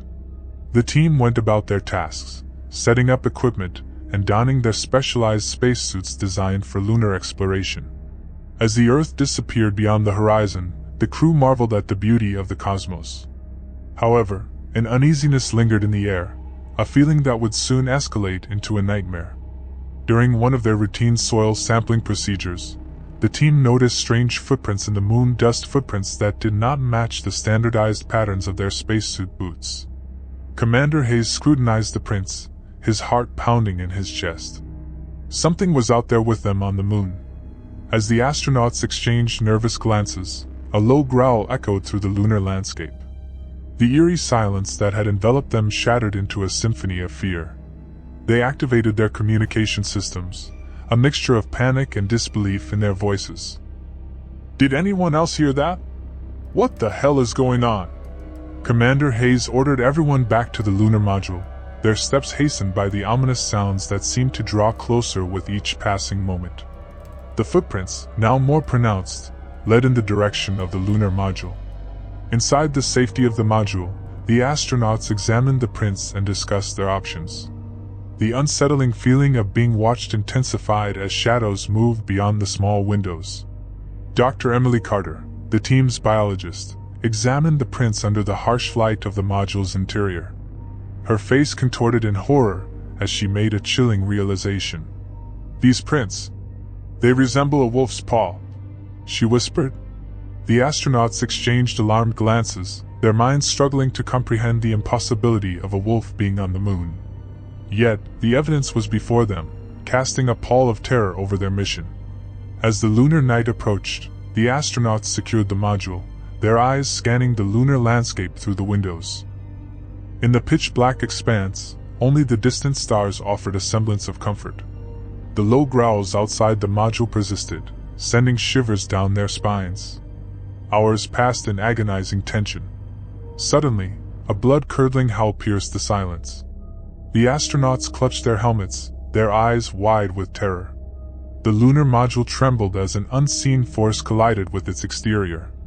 Commander Hayes, determined to confront the unknown threat, suited up and stepped outside into the moon's unforgiving atmosphere. Armed with a laser cutter and a sense of dread, he cautiously ventured into the lunar night. The wolf-like creature emerged from the shadows, its eyes glowing an unnatural shade of red. Towering on its hind legs, it revealed a form that defied the laws of nature, a werewolf on the moon. The creature lunged at Commander Hayes, its claws slashing through the lunar dust. Hayes retaliated with the laser cutter, the beam casting an eerie glow on the lunar surface. The struggle between man and monster unfolded in the desolate expanse, the vacuum of space muting their desperate cries. Back inside the module, the remaining astronauts monitored the harrowing scene through external cameras. The lunar base's communication system crackled to life with Commander Hayes' strained voice. "It's not just one. There are more of them. They're intelligent. Hunting us." As the night wore on, the lunar module became a fortress against the lunar werewolves. The astronauts, armed with improvised weapons, fought a desperate battle for survival. The metallic clang of spacesuit against fur echoed through the module's narrow corridors. Dr. Carter, seeking answers, delved into the base's archives. She discovered old lunar exploration logs that hinted at a forgotten experiment, a secret project involving gene manipulation to create lunar-adapted organisms. The experiment had gone awry, resulting in the creation of the lunar werewolves. The astronauts were unwittingly thrust into a lunar nightmare, a consequence of humanity's unchecked scientific ambitions. As the lunar dawn approached, the crew realized that escape was their only hope. They formulated a plan to reach the spacecraft, parked a distance away, and return to Earth before the lunar werewolves could unleash their terror on humanity. However, the creatures, cunning and relentless, anticipated the astronauts' every move. The lunar landscape became a battleground, the struggle for survival leaving scars on the once pristine surface. The astronauts, plagued by exhaustion and fear, pressed forward against the lunar werewolves, each step bringing them closer to salvation or doom. In the final showdown, Commander Hayes faced the alpha werewolf, a massive creature with intelligence gleaming in its bloodshot eyes. The lunar dust swirled around them as the two adversaries locked in a deadly dance. With a surge of determination, Hayes activated the remaining fuel in his spacesuit, creating a blinding burst of light that momentarily blinded the werewolf. Seizing the opportunity, the astronauts sprinted toward the spacecraft, their breathless footsteps echoing through the vastness of the moon. The lunar werewolves, temporarily disoriented, regrouped with a vengeance, closing in on the fleeing astronauts. With seconds to spare, the crew boarded the spacecraft, sealing the airlock behind them. The lunar werewolves, thwarted in their pursuit, unleashed anguished howls that resonated through the lunar landscape. As the spacecraft hurtled away from the moon, the astronauts watched in horror as the lunar werewolves, now mere specks on the lunar surface, faded into the distance. The crew, battered and traumatized, pondered the implications of their nightmarish encounter. The lunar werewolves, remnants of a clandestine experiment, remained on the moon, a chilling reminder of humanity's propensity for tampering with forces beyond its control. The crew, scarred by the horrors they witnessed, returned to Earth with a tale that transcended the boundaries of science and horror. The werewolves of the moon, their existence unknown to the world, waited in the shadows, a lunar secret destined to haunt the dreams of those who dared to explore the cosmos. In the sprawling expanse of rural Europe, where dense forests whispered ancient secrets, and quaint villages clung to the fringes of the unknown, there existed a region lost to time. A land cloaked in the mysteries of the medieval era, untouched by the currents of progress that swept through more civilized corners of the continent. This was a place where superstitions held sway, and the line between reality and folklore blurred into a tapestry of fear and wonder. The year was 1237, and the winds carried whispers through the dense woodlands of this enigmatic realm. In a forgotten hamlet nestled amidst rolling hills and shadowed by towering pines, the air bore witness to the gradual descent into dread. This was a place known only as the Shadowed Territories, a name whispered with a shiver by those who dared acknowledge its existence. The village within the Shadowed Territories was a modest collection of thatched-roof cottages, their chimneys puffing lazy tendrils of smoke into the twilight sky. A cobblestone path wound its way through the heart of the village, connecting the humble homes to a central square where villagers gathered for shared moments of mirth and solemnity. Little did they know that the threads of their quaint existence were about to unravel. As the sun dipped below the horizon, casting long shadows that clung to the landscape like ghostly fingers, a haunting howl echoed through the ancient trees. The villagers, initially dismissing it as the cry of a lone wolf, soon found their livestock disappearing without a trace. Cows and sheep, once a source of sustenance and trade, vanished under the cloak of darkness, leaving behind only empty pens and bewildered shepherds. The elders of the hamlet convened in the central square, their furrowed brows and trembling hands betraying the unease that had settled upon the village like a thick fog. Whispers of a malevolent force, a curse that had awakened, passed among them like a sinister breeze. It was in this atmosphere of trepidation that Isabella, a young woman of ethereal beauty, found herself at the epicenter of an unfolding nightmare. Isabella's family, simple folk whose days were shaped by the rhythm of the seasons and the clanging of her father's blacksmith hammer, felt the tendrils of fear creeping into their once warm abode. Her mother, weakened by an ailment that resisted the remedies of local healers, lay in a feverish slumber while her father toiled tirelessly, crafting silver amulets and charms in the hope of warding off the encroaching malevolence. One moonlit night, as Isabella traversed the cobblestone path that meandered through the village, the air became charged with an otherworldly tension. Unseen eyes seemed to follow her every step, and the howl that once echoed in the distance now reverberated ominously in her ears. The hairs on the back of her neck stood on end, a prelude to the terror that awaited her. In the outskirts of the Shadowed Territories, where the flickering glow of the village lanterns yielded to the inky darkness of the forest, Isabella encountered a presence that defied the natural order. A grotesque silhouette emerged from the shadows, a mutant werewolf freak, its fur matted with the lifeblood of its victims, its eyes aflame with a hunger that transcended the primal instincts of ordinary beasts. The creature moved with an unearthly grace, its elongated limbs and razor-sharp claws painting a grotesque tableau against the moonlit backdrop. Isabella, frozen in the grip of terror, could do nothing but watch as the mutant werewolf closed the distance, its malevolent gaze fixated upon her. The village, alerted by her screams, rallied in a desperate attempt to fend off the encroaching horror. Torches flickered to life, casting dancing shadows that played upon the faces of the terrified villagers. Makeshift weapons were brandished with trembling hands, but the mutant werewolf eluded their grasp with a supernatural agility. The once tranquil hamlet descended into chaos as the creature's feral roars echoed through the night, signaling the beginning of a reign of terror.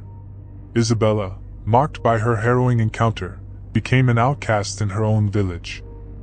Whispers of curses and malevolent spirits followed her every step, and accusatory glances bore into her like unseen daggers.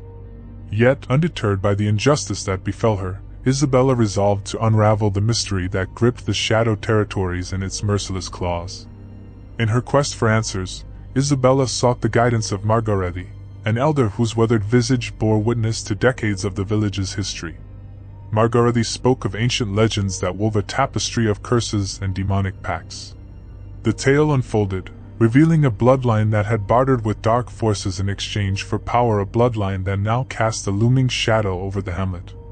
Driven by a potent mix of fear and determination, Isabella delved deeper into the forbidden knowledge that Margarethy reluctantly shared. Legends spoke of a hidden lair deep within the haunted forest, a place where the cursed bloodline performed dark rituals to appease the demonic forces that granted them their monstrous power. The journey into the heart of the ominous woods was fraught with peril. The dense foliage seemed to close in around Isabella, the twisted branches whispering malevolent secrets that sent shivers down her spine. Every rustle of leaves and snap of twigs became a sinister omen, but she pressed on, guided by an unyielding resolve to save her village from the encroaching darkness. As Isabella penetrated the depths of the haunted forest, the air became heavy with an unholy energy. Strange markings adorned the ancient trees, and the ground beneath her feet pulsed with an otherworldly heartbeat. The scent of decay and sulfur hung in the air, signaling her approach to the lair of the cursed bloodline. A clearing bathed in an eerie blue glow greeted Isabella, revealing a scene that would haunt her nightmares for years to come. Cloaked figures, their faces obscured by shadows, gathered around an altar adorned with gruesome trophies, the remains of the village's missing livestock. At the center of the congregation stood a figure draped in tattered robes, the air around them crackling with dark energy. Isabella's breath caught in her throat as she recognized the figure as none other than her own mother, the once gentle presence in her life now a vessel for the malevolent forces that plagued the shadowed territories. The truth unfolded before her like a nightmarish tapestry. Her family, once bound by love, had succumbed to the allure of forbidden power. The mutant werewolf, a grotesque manifestation of the curse, lurked nearby, its eyes fixed on Isabella with a hunger that mirrored the insatiable appetite of the cursed bloodline. The remaining villagers, drawn by an unseen force, emerged from the shadows, their vacant eyes betraying the darkness that had taken root within them.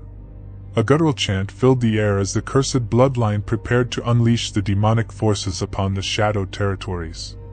Isabella, fueled by a potent mix of fear and determination, confronted her mother with tear-filled eyes. The once kind gaze now held only madness and an insatiable lust for power. The confrontation escalated into a harrowing battle as Isabella faced the demonic forces that threatened to consume her village. Her once idyllic world now hung in the balance, and the weight of responsibility bore down upon her shoulders. With each swing of her sword, she severed the demonic ties that bound her family to the malevolent forces. The mutant werewolf, sensing the weakening of its cursed bloodline, unleashed a feral roar that shook the very foundations of the haunted forest. The remaining villagers, freed from the demonic influence, joined Isabella in a desperate struggle against the monstrous creature. Torches flickered, casting long shadows that danced upon the ancient trees as the battle for the soul of the shadowed territories reached its climax. The hamlet, once veiled in the cloak of darkness, emerged into the first light of dawn with a newfound sense of hope. The mutant werewolf lay defeated, its grotesque form twisted and contorted in the aftermath of the relentless battle. The villagers, their eyes now clear and filled with gratitude, gathered around Isabella as the first rays of sunlight bathed the clearing in a warm glow. In the aftermath of the struggle, Isabella stood amidst the ruins of the cursed bloodline's lair. The haunted forest, once a realm of nightmares, seemed to exhale a collective sigh of relief. The whispers that had haunted the shadowed territories for so long now faded into the rustling of leaves and the gentle hum of the wind. As the villagers rebuilt their lives, grateful for the heroism of Isabella, the tale of the mutant werewolf and the cursed bloodline became a cautionary legend passed down through generations. The shadowed territories, once lost to the clutches of darkness, found a new dawn, a dawn heralded by the resilience of a young woman who dared to face the unknown and emerge victorious. Isabella, forever marked by the trials she endured, became a symbol of hope in a land where shadows once held sway. The shadowed territories, now bathed in the light of a new day, stood as a testament to the enduring spirit of those who dared to confront the malevolent forces that lurked in the forgotten corners of rural Europe.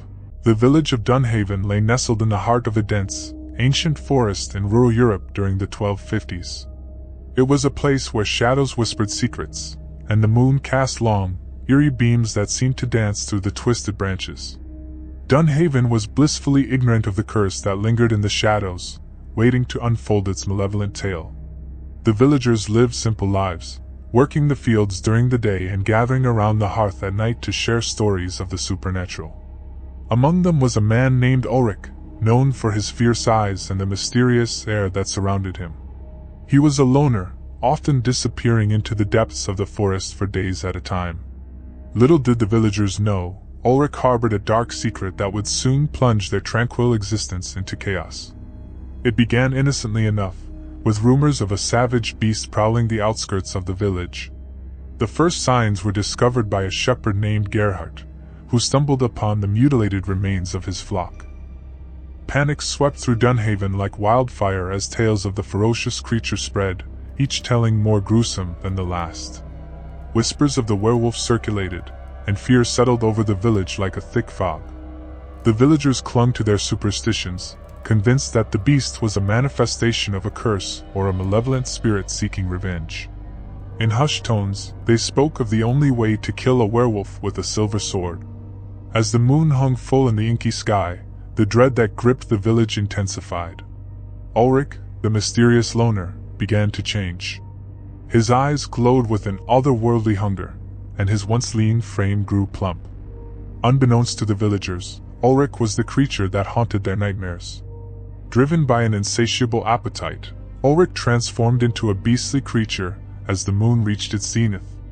His fur, once sleek and black, became matted and stained with the blood of his victims.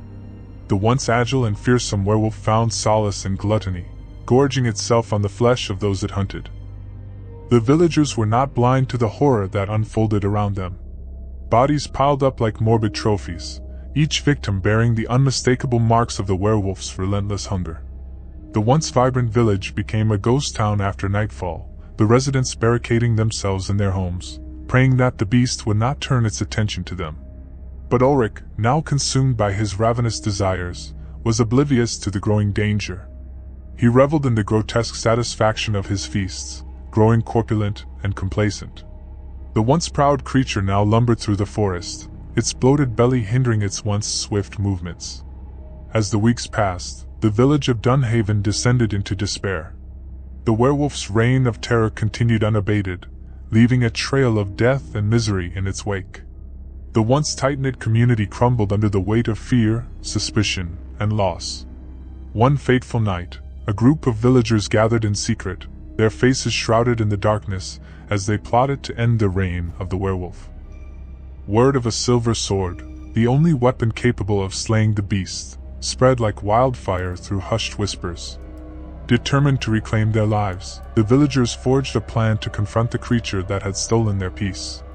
The air was thick with tension as the mob, armed with torches and makeshift weapons, ventured into the heart of the forest.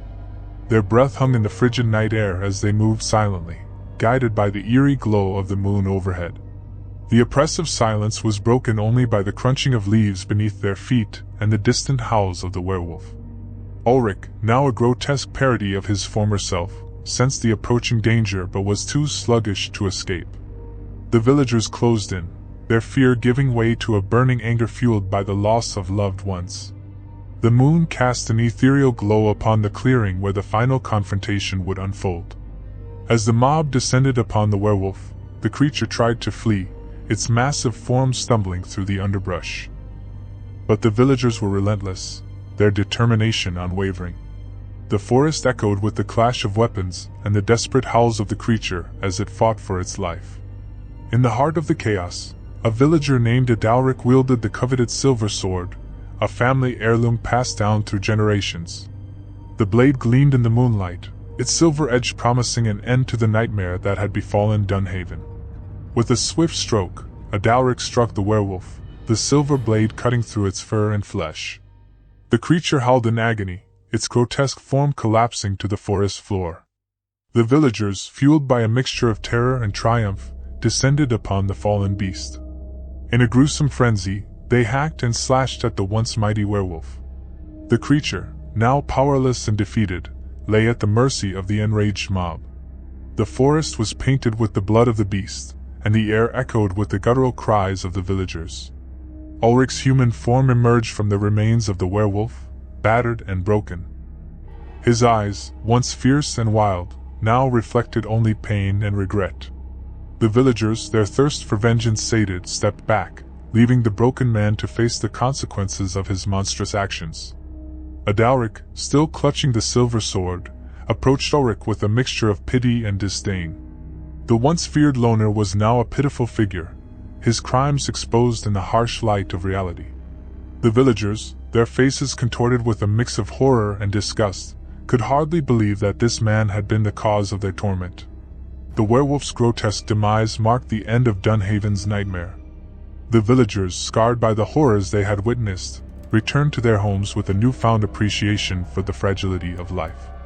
The forest, once a haven of shadows and secrets, reclaimed its quiet serenity, though the scars of that fateful night lingered like shadows in the hearts of those who had witnessed the brutality.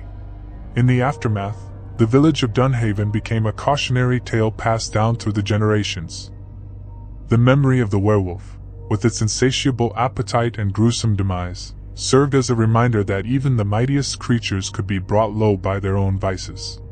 The silver sword, now a symbol of the villagers' resilience, was displayed in the village square as a testament to their triumph over darkness.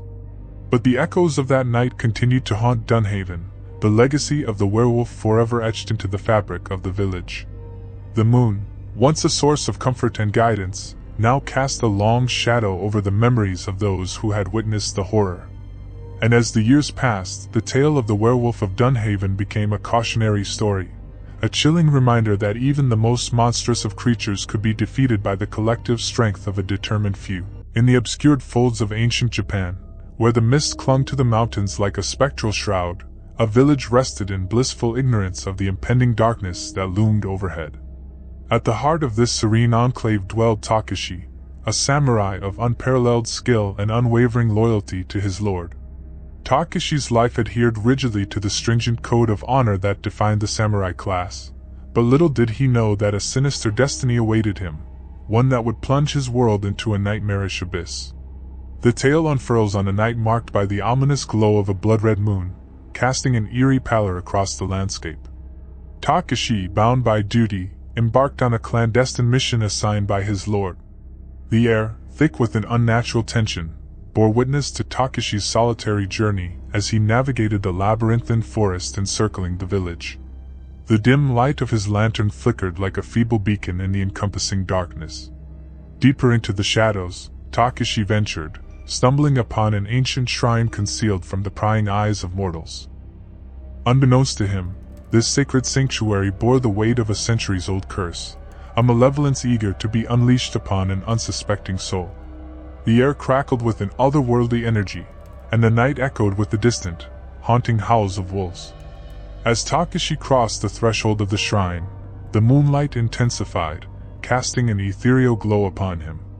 In an instant, searing pain surged through his veins, his body convulsing and contorting as if being torn asunder.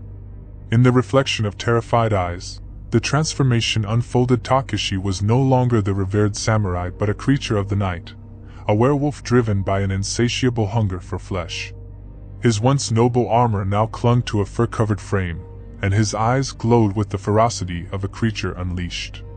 The village, which once revered him, now faced the relentless terror of a werewolf samurai. Under the malevolent gaze of the crimson moon, Takeshi's feral instincts took hold.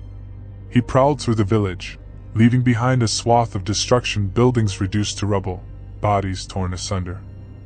The once peaceful streets echoed with the desperate cries of the terror-stricken villagers. The village elders, wise in the ancient ways, recognized the curse that had befallen Takeshi. In a desperate bid to end the reign of terror, they delved into forbidden rituals and consulted ancient scrolls to summon a spirit capable of subduing the monstrous samurai. Incense filled the air, and the atmosphere pulsated with an eerie energy as they chanted incantations passed down through generations. As the elders completed the ritual, a spectral figure materialized before them, a ghostly warrior brandishing a glowing katana. The ghost samurai faced Takeshi in a battle that transcended the boundaries of the mortal and the supernatural. The clash of steel and the guttural roars of the werewolf echoed through the night, shaking the very foundations of the village. In a final, desperate strike, the ghostly samurai plunged his ethereal katana into Takeshi's heart. The werewolf howled in agonizing defeat as his monstrous form dissipated like mist, leaving behind the shattered remnants of the once great samurai. The village, scarred by the night of horror, now stood in solemn silence. The curse had been lifted, but the memories of the werewolf samurai's rampage lingered, haunting the villagers for generations.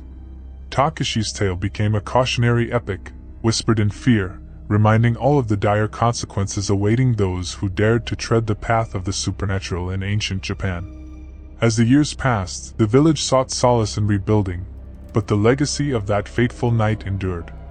The tale of Takeshi, the samurai turned werewolf, transcended generations, becoming an integral part of the village's lore. Elders gathered the children around fires, recounting the harrowing events with a mixture of dread and reverence. The curse, however, left an indelible mark on the village.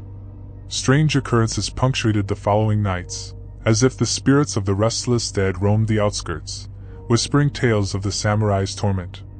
Villagers reported glimpses of ethereal figures, shadows that moved with purpose, and the distant echo of phantom howls in the dead of night. Whispers of the spectral encounter spread beyond the village, capturing the attention of wandering mystics and intrepid adventurers. Tales of the cursed samurai, the werewolf who once walked among men, became a cautionary tale that echoed through the valleys and reached the ears of those who sought the mysterious and the supernatural. One such adventurer, a courageous and enigmatic ronin named Kiyoshi, caught wind of the village's haunting story. Driven by an insatiable curiosity and the desire to face the unknown, Kiyoshi embarked on a perilous journey to uncover the secrets that lay hidden within the mist-laden mountains. His quest led him through dense forests and treacherous terrains, each step echoing with the weight of the past. As Kiyoshi neared the village, the air became charged with an unseen force, and the spirits seemed to stir in anticipation. Villagers, wary of strangers, observed his arrival with a mixture of fear and curiosity. Kiyoshi, however, approached with humility, acknowledging the tales that clung to the village like a persistent shadow. The elders, recognizing the glint of determination in his eyes, shared the story of Takeshi, the samurai who succumbed to a curse that blurred the boundaries between the mortal and the supernatural. Intrigued by the supernatural tapestry woven into the village's history, Kiyoshi sought to uncover the remnants of Takeshi's existence. The elders guided him to the ruins of the ancient shrine where the curse had first taken root. Moss-covered stones and weathered engravings whispered tales of a time when the boundaries between worlds were thin, and mortals dared to tread where spirits held dominion. Driven by a sense of duty, Kiyoshi delved deeper into the shrine, his footsteps echoing through the eerie silence. Symbols etched into the walls seemed to pulse with an otherworldly energy, revealing glimpses of the rituals that had bound Takeshi to his monstrous fate. As he traced the ancient glyphs with his fingertips, the air crackled with a resonance that transcended the veil of the mundane. Unbeknownst to Kiyoshi, the restless spirit of Takeshi, bound by the remnants of the curse, watched from the shadows. The werewolf samurai, though vanquished in physical form, existed as a spectral guardian, tethered to the cursed grounds that had witnessed his transformation. Kiyoshi's quest for understanding unfolded as he immersed himself in the ancient scrolls preserved by the village elders. Cryptic writings hinted at forgotten ceremonies and the delicate balance between the mortal and the ethereal. Guided by the wisdom of the past, Kiyoshi began to unravel the intricacies of the curse that had befallen Takeshi. As his knowledge deepened, Kiyoshi realized that the only path to truly free Takeshi's spirit lay in confronting the supernatural forces that lingered in the shadows. Armed with newfound insights, he embarked on a journey to commune with the spirits, seeking guidance from entities that existed beyond the realm of mortal comprehension. The villagers, initially skeptical of Kiyoshi's endeavors, began to witness strange occurrences, ethereal whispers that danced through the night, faint apparitions that flickered at the periphery of vision, and the distant echoes of spectral howls that resonated with a haunting melody. Kiyoshi's communion with the supernatural unfolded through rituals performed under the glow of the same blood-red moon that had witnessed Takeshi's transformation. Night after night, he delved into the sacred mysteries, bridging the gap between the living and the spectral. The villagers, gradually swayed by a mixture of fear and hope, observed the unfolding events with a growing anticipation. In the heart of the ancient shrine, Kiyoshi confronted the spectral remnants of Takeshi's curse. A ritual circle drawn with precision glowed with an otherworldly luminescence, and incantations uttered with unwavering determination reverberated through the sacred space. The air itself seemed to pulse with the energy of forgotten spirits, and the boundary between the corporeal and the ethereal blurred. As Kiyoshi beckoned the spirits, a profound force answered, an amalgamation of the ancient energies that had bound Takeshi to his werewolf form. The ghostly samurai, the same spirit that had once battled the monstrous incarnation of Takeshi, materialized before Kiyoshi. A spectral katana gleamed with an ethereal light, and the ghost samurai acknowledged Kiyoshi with a silent nod. The ensuing confrontation between Kiyoshi and the vengeful spirits unfolded as a cosmic dance, a struggle that transcended the boundaries of the mortal realm. The air resonated with the clash of ethereal blades, and the shrine itself seemed to pulsate with the ebb and flow of spiritual energies. Kiyoshi, fueled by a determination to free Takeshi's spirit from its spectral chains, faced the ghost samurai with unwavering resolve. Each stroke of the spectral katana was met with the dance of Kiyoshi's own blade, and the atmosphere crackled with the tension of a battle that resonated across the veil of existence. In a moment of profound revelation, Kiyoshi understood that the key to breaking the curse lay not in defeating the ghost samurai but in embracing the spirit's ancient wisdom. With a deliberate motion, he sheathed his katana, surrendering to the rhythm of the supernatural forces that surrounded him. The ghost samurai, sensing Kiyoshi's willingness to commune rather than confront, paused in his spectral assault. A silent understanding passed between them, transcending the language of the living. Together, they embarked on a journey through the spiritual realm, traversing the memories that lingered within the cursed shrine. As Kiyoshi and the ghost samurai delved into the tapestry of ancient energies, they witnessed the pivotal moment of Takeshi's transformation. The spectral entities that had bound him to the curse revealed themselves as arbiters of a cosmic balance, punishing the arrogance of mortals who dared to defy the natural order. Guided by the insights gained through communion with the spirits, Kiyoshi uncovered the ritual that could release Takeshi's spirit from the cyclical torment. The ancient energies, once harnessed for vengeance, now pulsed with the potential for redemption. In a climactic culmination of spiritual forces, Kiyoshi and the ghost samurai performed the ritual, an intricate dance of movements guided by the ancient glyphs and the ethereal resonance of the shrine. The air shimmered with an otherworldly luminescence, and the boundaries that had imprisoned Takeshi's spirit began to dissolve. As the ritual reached its zenith, a blinding light enveloped the shrine, casting aside the shadows that had clung to its sacred walls for centuries. Villagers, drawn by the radiant spectacle, witnessed the culmination of Kiyoshi's quest, the liberation of Takeshi's spirit from the spectral chains that bound him. Takeshi's spectral form, no longer twisted by the curse, emerged from the dissipating light. His eyes, once consumed by the ferocity of the werewolf, now radiated with gratitude and serenity. A profound sense of closure settled upon the village, and the once terrified villagers felt the weight of ancient curses lift from their collective shoulders. In the aftermath of the ritual, Kiyoshi stood at the heart of the shrine, the ghost samurai by his side. The once cursed grounds, now infused with a newfound tranquility, bore witness to a convergence of the mortal and the supernatural. Takeshi's spirit, freed from the cyclical torment, offered a silent bow of gratitude before dissipating into the cosmic energies that flowed through the shrine. The village, forever changed by the events that had transpired, embraced Kiyoshi as a guardian of the supernatural. His journey, a testament to the delicate balance between mortal existence and the unseen forces that govern the world, became an integral part of the village's folklore. Generations passed, and the tale of Kiyoshi, the Ronin who communed with spirits to liberate a cursed samurai, became a legend whispered around campfires. The shrine, once feared for the malevolence that lurked within, transformed into a place of reverence and pilgrimage. Travelers from distant lands sought the wisdom hidden within its ancient walls, drawn by the promise of unlocking the secrets that bridged the mortal and the ethereal.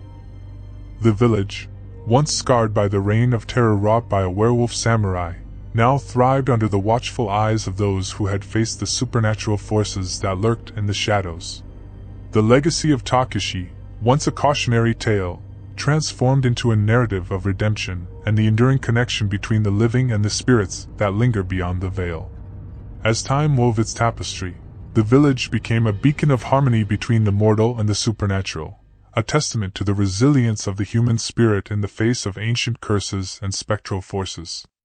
The story of Takeshi, the samurai turned werewolf, and Kiyoshi, the ronin who bridged worlds, echoed through the ages, a reminder that even in the darkest of nights, there existed a path towards redemption and transcendence. A quaint village nestled at the foot of the imposing Blackstone Castle was a place where time seemed to stand still. The castle's ancient walls were adorned with grotesque gargoyles, each one a stone sentinel frozen in perpetual vigilance. Among them, Moros, the most menacing of them all, perched atop the highest tower, its unblinking eyes casting an ominous gaze over the humble homes below. The legends whispered by the villagers spoke of Moros as a guardian enchanted by an ancient sorcerer, destined to protect Blackstone Castle and its inhabitants.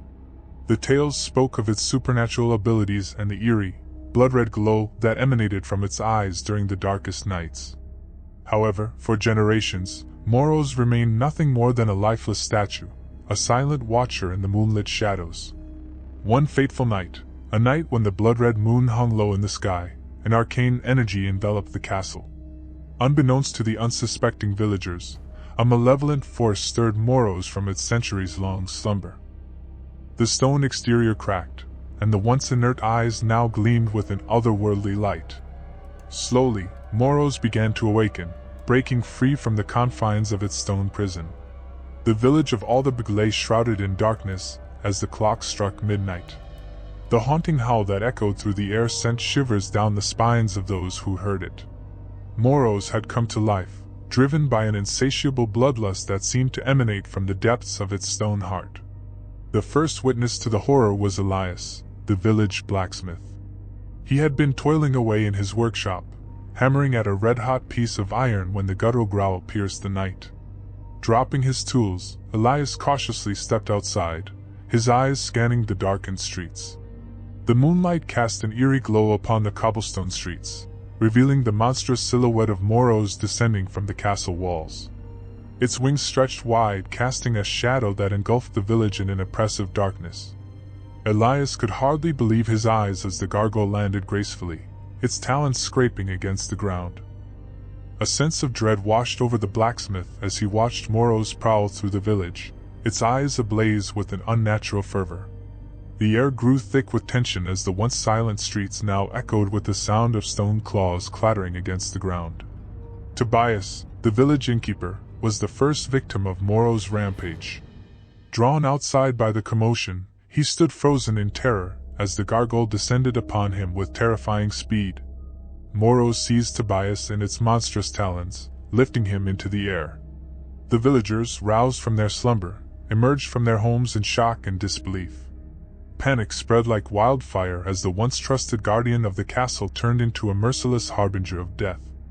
The villagers, armed with pitchforks and torches, formed a desperate mob, but their weapons proved futile against the impenetrable stone hide of the gargoyle. Elias, the blacksmith, emerged as a reluctant leader, his eyes burning with determination. He rallied the frightened villagers, urging them to seek refuge within the walls of Blackstone Castle.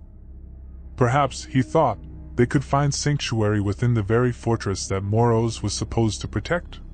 The castle gates creaked open reluctantly, revealing the dimly lit corridors within. The desperate villagers hurried inside, seeking solace from the relentless onslaught outside. Little did they know that the castle, which had stood as a symbol of safety for centuries, held secrets darker than the night itself. As the last villager crossed the threshold, Elias turned to face the demonic gargoyle that loomed over the courtyard. The blood-red glow of Moro's eyes fixated on him, and a low growl reverberated through the air. Elias steeled himself, his hands gripping the hilt of a sword he had taken from the castle armory. The blacksmith lunged at Moros with all the strength he could muster, his blade clashing against the creature's unyielding stone exterior. Despite his valiant effort, Elias was quickly overpowered by the sheer might of the gargoyle. With a forceful swipe of its talons, Moros sent him sprawling across the courtyard. The castle, once a haven, now echoed with the anguished cries of the villagers as Moros continued its relentless assault. The monstrous gargoyle seemed impervious to the feeble attempts of the desperate inhabitants to repel it. The once stalwart guardian had become an agent of destruction, laying waste to the very village it was meant to defend. As the night wore on, the survivors huddled together in the dimly lit halls of Blackstone Castle, their faces etched with fear and uncertainty. Elias, battered and bruised, rose to his feet, determined to find a way to end the nightmarish siege. With a newfound resolve, he led a small group of brave individuals through the labyrinthine corridors of the ancient fortress. Unbeknownst to them, the castle held ancient chambers and hidden passages, long forgotten by those who dwelled within its walls. As they delved deeper into the bowels of Blackstone, they stumbled upon a cryptic chamber adorned with arcane symbols and faded tapestries. A sense of foreboding washed over Elias as he beheld a towering pedestal in the center of the chamber. Resting upon it was a dusty, weathered tome, its pages filled with cryptic incantations and forbidden knowledge. The blacksmith's eyes widened as he realized the source of Moro's malevolence, a dark enchantment that bound the gargoyle to a cursed existence. In a desperate bid to break the curse and save their village, Elias and his companions deciphered the ancient incantations from the forbidden tome. With each word spoken, the air crackled with magical energy, and a palpable tension filled the chamber. The very foundations of Blackstone Castle seemed to shudder as the incantation reached its climax. Suddenly, the ground trembled beneath their feet, and the air resounded with a deafening roar. Moros, still wreaking havoc above, convulsed as if caught in the throes of an unseen force. The gargoyle's stone form began to crumble, its wings disintegrating into dust. The blood-red glow in its eyes dimmed, and with an otherworldly scream, Moros succumbed to the magic that bound it. As the last echoes of the curse faded away, the survivors of Aldabeg emerged from the depths of Blackstone Castle. The once vibrant village lay in ruins, a stark reminder of the night's unspeakable horrors.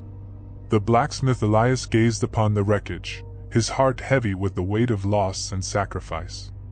In the aftermath, the survivors mourned their fallen friends and family, their homes reduced to rubble by the unleashed fury of Moros. The castle, once a symbol of protection, stood as a somber monument to the darkness that had taken root within its ancient walls.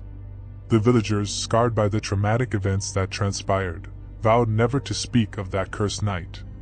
The legend of Moros, the gargoyle that came to life, would become a chilling tale passed down through generations, a cautionary reminder of the consequences that could arise when tampering with forces beyond mortal comprehension. As the villagers began to rebuild their shattered lives, Elias stood before the ruins of Blackstone Castle, contemplating the price paid to break the curse. The once grand fortress now stood as a testament to the thin veil between the mundane and the supernatural, a reminder that some guardians were better left undisturbed in their stone slumber.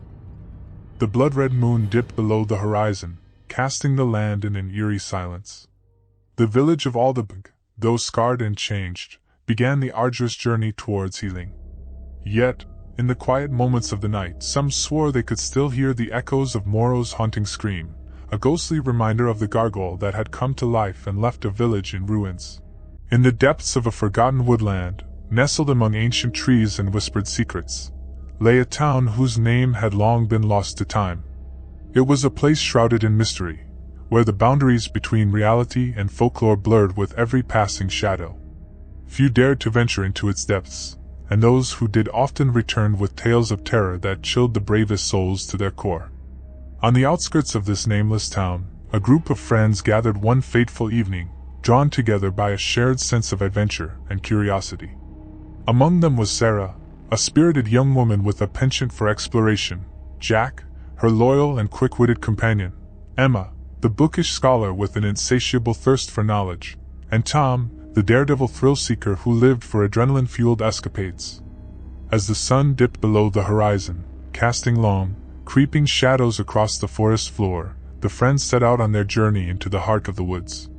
They walked along a winding path, the branches overhead weaving a canopy of darkness that seemed to swallow the very light around them. Despite the encroaching night, their laughter echoed through the trees, mingling with the rustling leaves and distant calls of nocturnal creatures. It wasn't long before they stumbled upon a clearing bathed in the silvery glow of the moon. In the center stood an old stone well, its crumbling walls adorned with moss and ivy, a relic of a forgotten time. Intrigued by the sight, Sarah approached the well, her footsteps echoing against the silence of the night.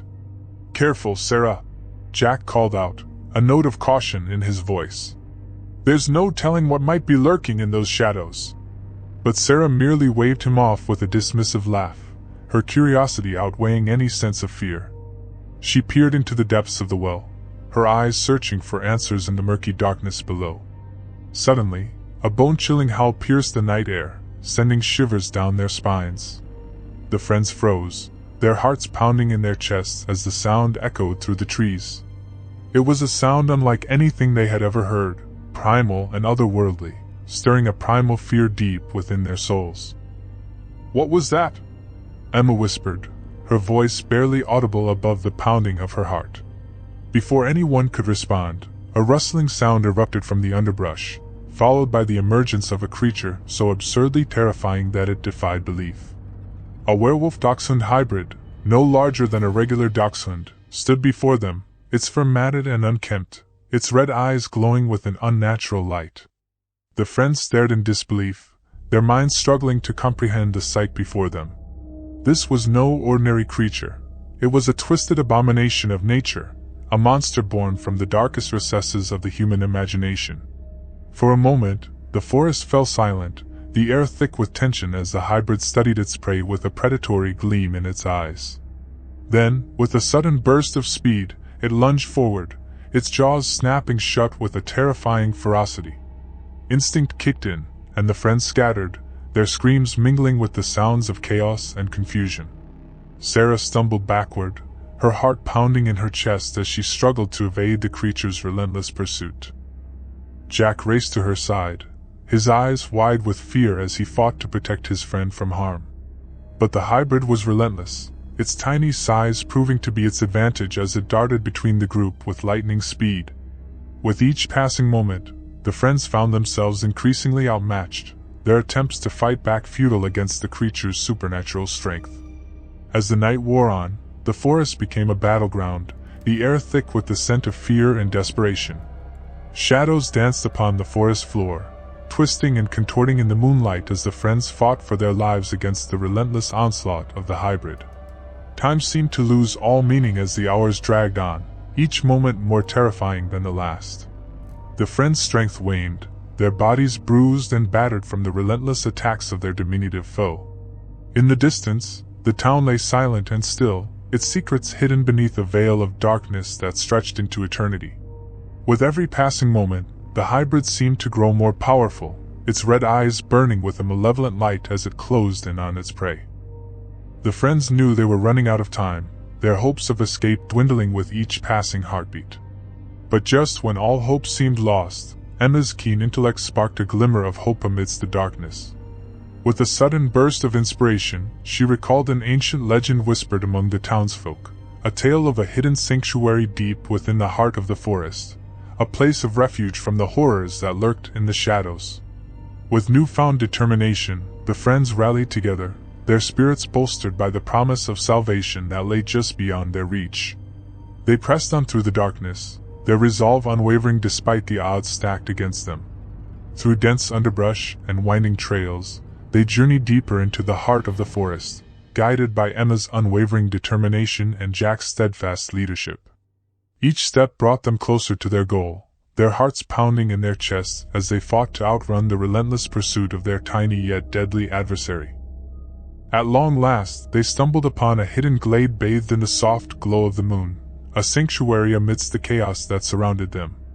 In the center stood an ancient oak tree, its gnarled branches reaching skyward like a silent sentinel guarding the secrets of the forest. With a sense of relief washing over them, the friends collapsed to the ground, their bodies weary and battered from the trials of their harrowing journey. For a moment, they allowed themselves to catch their breath, the stillness of the glade offering a momentary reprieve from the horrors that lurked beyond its borders. But their respite was short-lived, for the hybrid was not far behind, its relentless pursuit closing in on them with each passing moment. With renewed determination, the friends rallied together, their bond forged in the crucible of adversity, as they prepared to make their final stand against the darkness that threatened to consume them. As the hybrid emerged from the shadows, its red eyes burning with a fierce determination, the friends stood united against the encroaching tide of despair. With a primal roar, they charged forward, their weapons drawn and their spirits unbroken as they fought to protect the sanctuary that had become their last bastion of hope. The battle raged on with a fury unmatched by anything the friends had ever faced before. Each blow struck true, each cry of defiance echoing through the darkness as they fought tooth and nail against their tiny yet formidable adversary. But even as the hybrid's strength waned and its attacks grew more desperate, the friends knew that victory was far from assured. For lurking within the depths of the forest, a greater evil awaited, its presence casting a shadow over their hopes of escape. As the moon reached its zenith and the final moments of their battle drew near, the friends stood on the brink of oblivion, their courage tested to its limits as they stared into the abyss that threatened to consume them. But even in the face of certain doom, they refused to surrender, their spirits unbroken by the horrors that surrounded them. The year was 1783, in the heart of rural Appalachia. The land was untouched, its dense forests shrouded in mystery.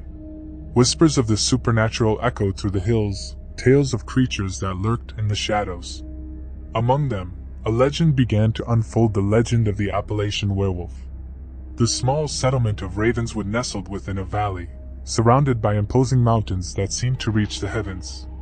The people of Ravenswood were a close-knit community, bound by the hardships of frontier life. As the sun dipped below the horizon, the landscape transformed into an inky abyss, and the saying, "If you hear something in the woods at night in the Appalachians, no you didn't," took root. It all began with a peculiar string of disappearances. People would venture into the woods, lured by the promise of game or the need for firewood, only to vanish without a trace. The townsfolk whispered fearfully about the creature responsible, a creature they dared not name. As the moon hung low in the night sky, casting an ethereal glow over the dense forest, the people of Ravenswood locked their doors and shuttered their windows.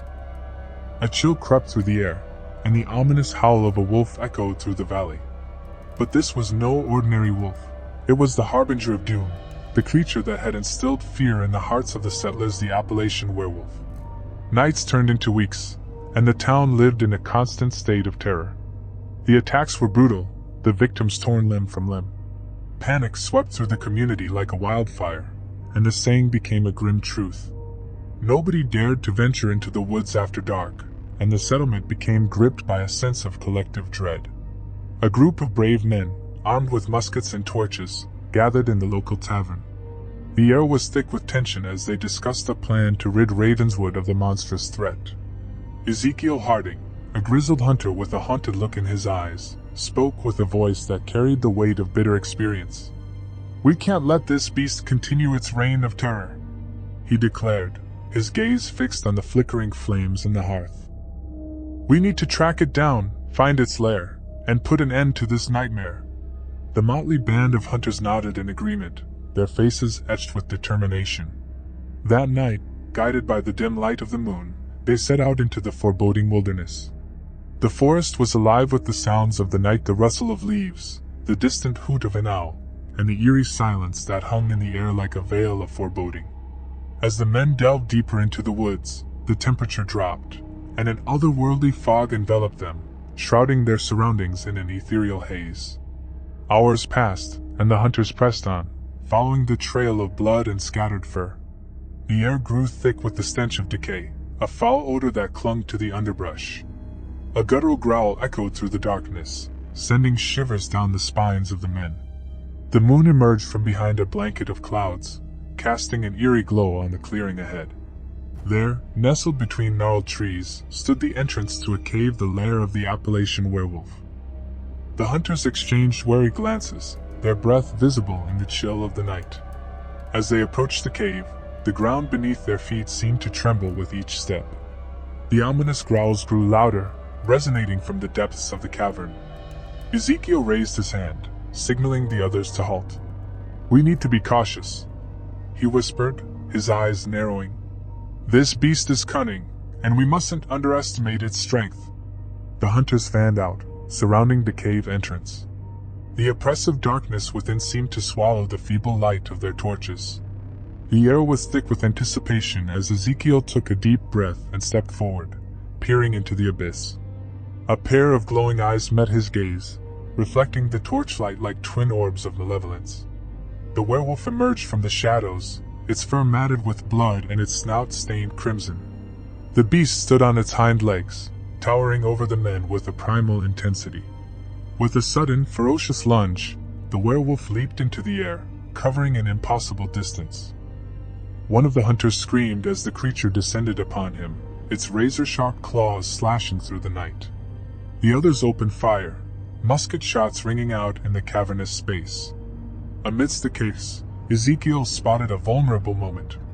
With a steady hand, he aimed his musket at the creature's heart and fired. The werewolf howled in pain, recoiling from the impact. Seizing the opportunity, the remaining hunters unleashed a barrage of gunfire, their shots echoing through the cave.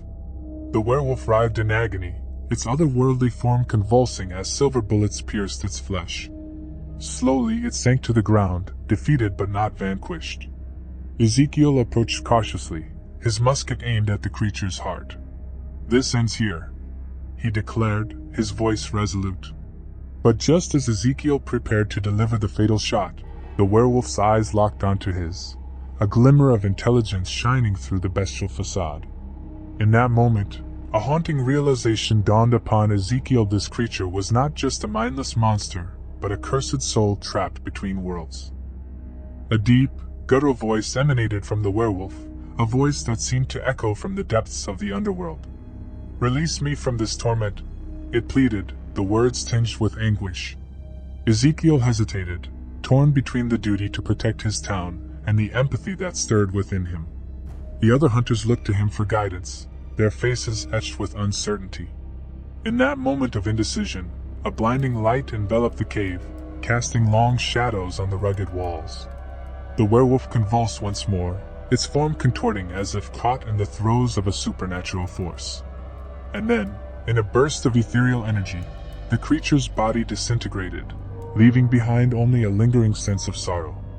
The hunters stood in stunned silence, their muskets lowered. The oppressive atmosphere lifted, and the cave seemed to exhale a sigh of relief.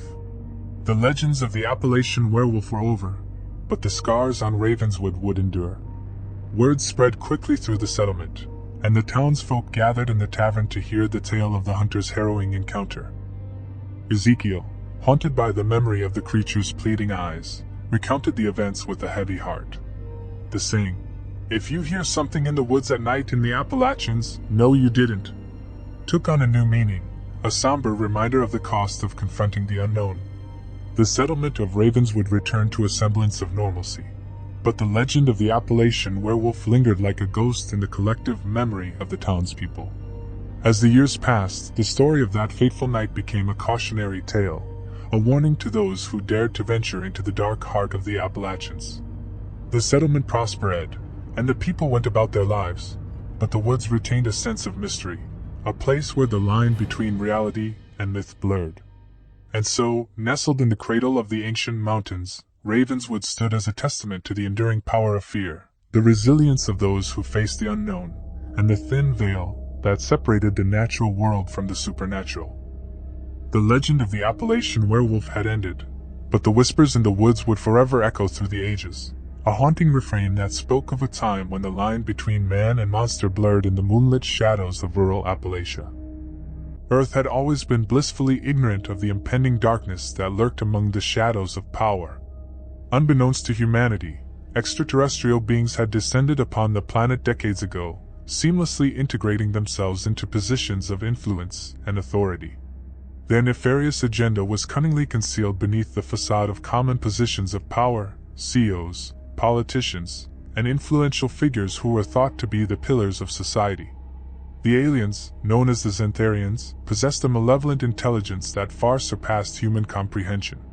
Their ability to mimic and manipulate the minds of those in power allowed them to infiltrate every corner of human society. For years, they patiently observed and gathered information, refining their strategy for the inevitable conquest. Dr. Emily Turner, a brilliant astrophysicist, had stumbled upon a series of anomalies in cosmic radiation patterns during her research. Little did she know that these anomalies were signals sent by the Xantharians, signaling their impending invasion. As she delved deeper into her investigation, she unknowingly drew the attention of the alien infiltrators. One fateful night, as Emily worked tirelessly in her laboratory, a shadowy figure silently approached her. Unseen hands seized her, and before she could react, she was injected with a mysterious substance. The world blurred around her, and as consciousness slipped away, she heard an otherworldly voice whispering promises of power and dominion. Days later, Emily emerged with a new purpose. She had become a pawn in the Xantharians' game, her once brilliant mind now bent to serve their insidious agenda. From her position within the scientific community, she subtly manipulated research findings, steering human advancement towards paths that benefited the alien invaders. As the Xantharians continued to infiltrate, their insidious influence reached the highest echelons of power. Governments fell under their sway, and the unsuspecting populace remained oblivious to the impending doom that lurked just beyond their perception. The aliens skillfully orchestrated global events, exploiting the natural divisions among nations and heightening tensions to distract humanity from their true purpose. Violence erupted across the world as conflicts flared, all carefully orchestrated by the Xantharians to weaken human resistance. Their clever warfare extended beyond the physical realm, delving into the manipulation of information, technology, and even the human psyche. Each act of violence was a calculated move, a step closer to the ultimate subjugation of Earth. Among the most powerful puppet masters were humanoid Xantharians who had taken on human forms. Xyloc, the CEO of a multinational conglomerate, used his influence to control the global economy. His cold, calculating eyes hid the malevolent intelligence that schemed behind the scenes. Senator Veronica Draken, a charismatic politician, swayed public opinion with her hypnotic speeches while secretly working to dismantle any resistance to the Xantharian agenda. Emily, now a key player in the alien conspiracy, continued her subversive work within the scientific community. She manipulated breakthroughs in technology to ensure that human innovations inadvertently served the Xantharian cause. As she delved deeper into the darkness, fragments of her old self fought to break free, haunted by the knowledge of the destruction she was aiding. Resistance, however, began to stir in the shadows. A clandestine group of rebels, aware of the alien infiltration, operated in secret. Led by Captain Marcus Kane, a former military strategist who had narrowly escaped the clutches of the Xantharians, the resistance aimed to expose the extraterrestrial threat and rally humanity against its unseen oppressors. Kane and his team, comprised of skilled individuals who had managed to resist the Xantharian influence, embarked on a perilous mission to unveil the truth. Their journey took them across continents, infiltrating the highest levels of power and navigating the complex web of deceit woven by the aliens. As the rebels delved deeper into the heart of the conspiracy, they faced relentless opposition. The Xantharians, aware of the threat to their carefully laid plans, unleashed their controlled puppets to eliminate the resistance. Infiltrating the highest levels of the military and intelligence agencies, the aliens manipulated human resources to their advantage. The battles waged in the shadows were violent and intense. From covert operations to high-stakes political maneuvers, the rebels fought tooth and nail against an enemy that hid in plain sight. Each victory was hard-fought, and each defeat came with a heavy toll. The turning point came when the rebels uncovered the true nature of the Xantharians' plan. The aliens aimed to create a global network of control, using their influence over technology, finance, and politics to subjugate every nation. They sought not only domination but the enslavement of the human mind, a manipulation so profound that resistance would become futile. With this newfound knowledge, the rebels launched a desperate last stand. A coordinated effort to expose the Xantharians to the world unfolded, with Marcus Kane leading the charge. Infiltrating major media outlets, hacking into secure government servers, and strategically leaking information, the rebels unveiled the extraterrestrial threat to a shocked and disbelieving world. The revelation sent shockwaves across the globe. Governments crumbled, and the public erupted in chaos as the truth of the alien infiltration became impossible to ignore. The Xantharians, their carefully laid plans unraveling, unleashed their full wrath upon the rebels. Violent clashes erupted in the streets as humans fought against the alien-controlled forces that sought to maintain the status quo. In the midst of the chaos, Emily, torn between her allegiance to the Xantharians and the remnants of her humanity, faced a pivotal choice. Confronted by Marcus Kane, her former self struggled to break free from the alien influence that bound her. The battle within her mind mirrored the war unfolding on the global stage. As the rebels and the Xantharians clashed in a final, cataclysmic confrontation, Earth hung in the balance. The violence escalated to unprecedented levels, and the very fabric of society unraveled. It became a war not just for physical survival but for the preservation of humanity's spirit, the resilience that defined the essence of Earth. In a climactic showdown, Marcus Kane confronted Xyloc, the puppet master of the Xantharians on Earth. The battle raged on multiple fronts: physical, technological, and psychological. The fate of the world teetered on the edge, and the violent struggle reached a crescendo that would determine the course of history. As the dust settled and the echoes of violence faded, the surviving remnants of humanity faced the arduous task of rebuilding. The Xantharians, thwarted in their quest for dominion, retreated from the shadows, leaving behind a shattered world struggling to heal. The scars of the extraterrestrial invasion lingered, etched into the collective memory of humanity. The once hidden war of shadows had been exposed, and the remnants of the Xantharian influence were rooted out. Earth, scarred and battered, stood on the precipice of a new era, forever changed by the violence and cunning warfare of beings that had descended upon it from the cosmos. As the survivors rebuilt their shattered societies, they faced the daunting task of ensuring that the lessons learned from the shadows of power were not forgotten.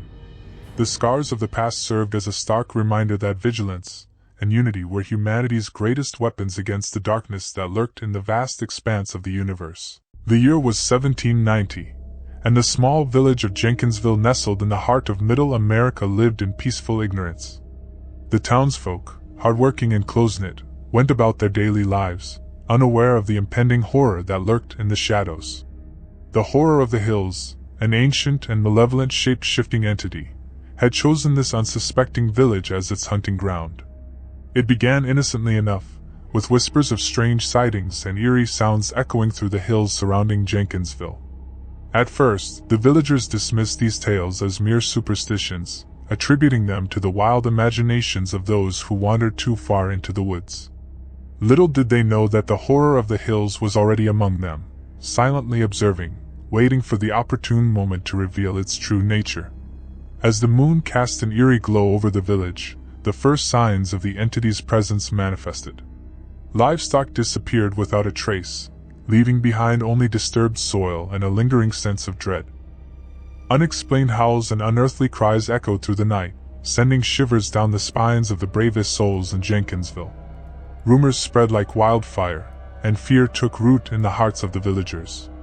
They gathered in hushed whispers, speculating about the origin of the malevolent force that haunted their once peaceful home. Some believed it to be a curse brought upon the land, while others whispered of vengeful spirits seeking retribution for sins long forgotten.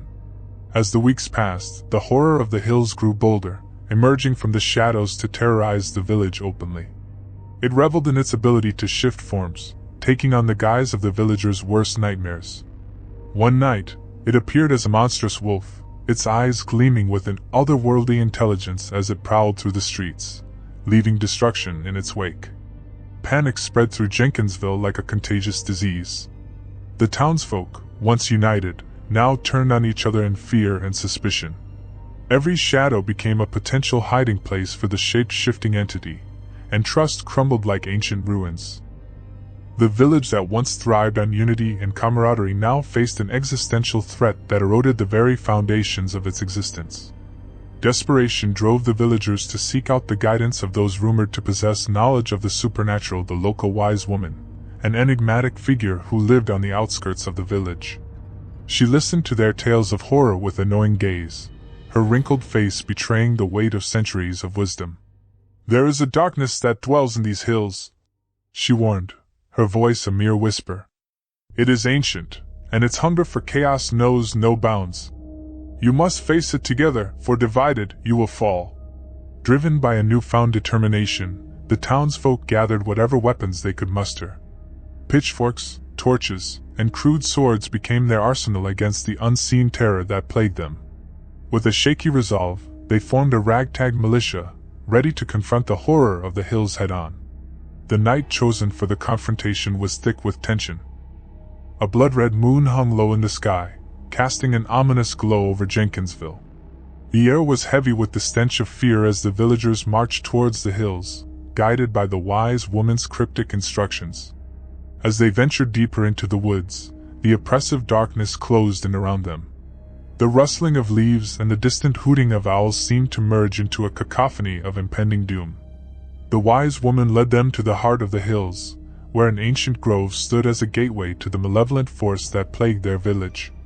Suddenly, the night fell silent, and an otherworldly chill permeated the air. The horror of the hills materialized before them, its form shifting like a mirage. A towering figure with eyes that glowed like embers surveyed the intruders with a malicious intelligence. The wise woman stepped forward, her eyes meeting those of the ancient entity. "We seek to end the curse that has befallen our village.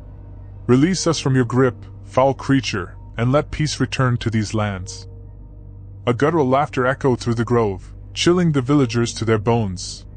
"Peace is but an illusion, mortals," the entity hissed, its voice a sinister melody. "I am the harbinger of chaos, the embodiment of your deepest fears.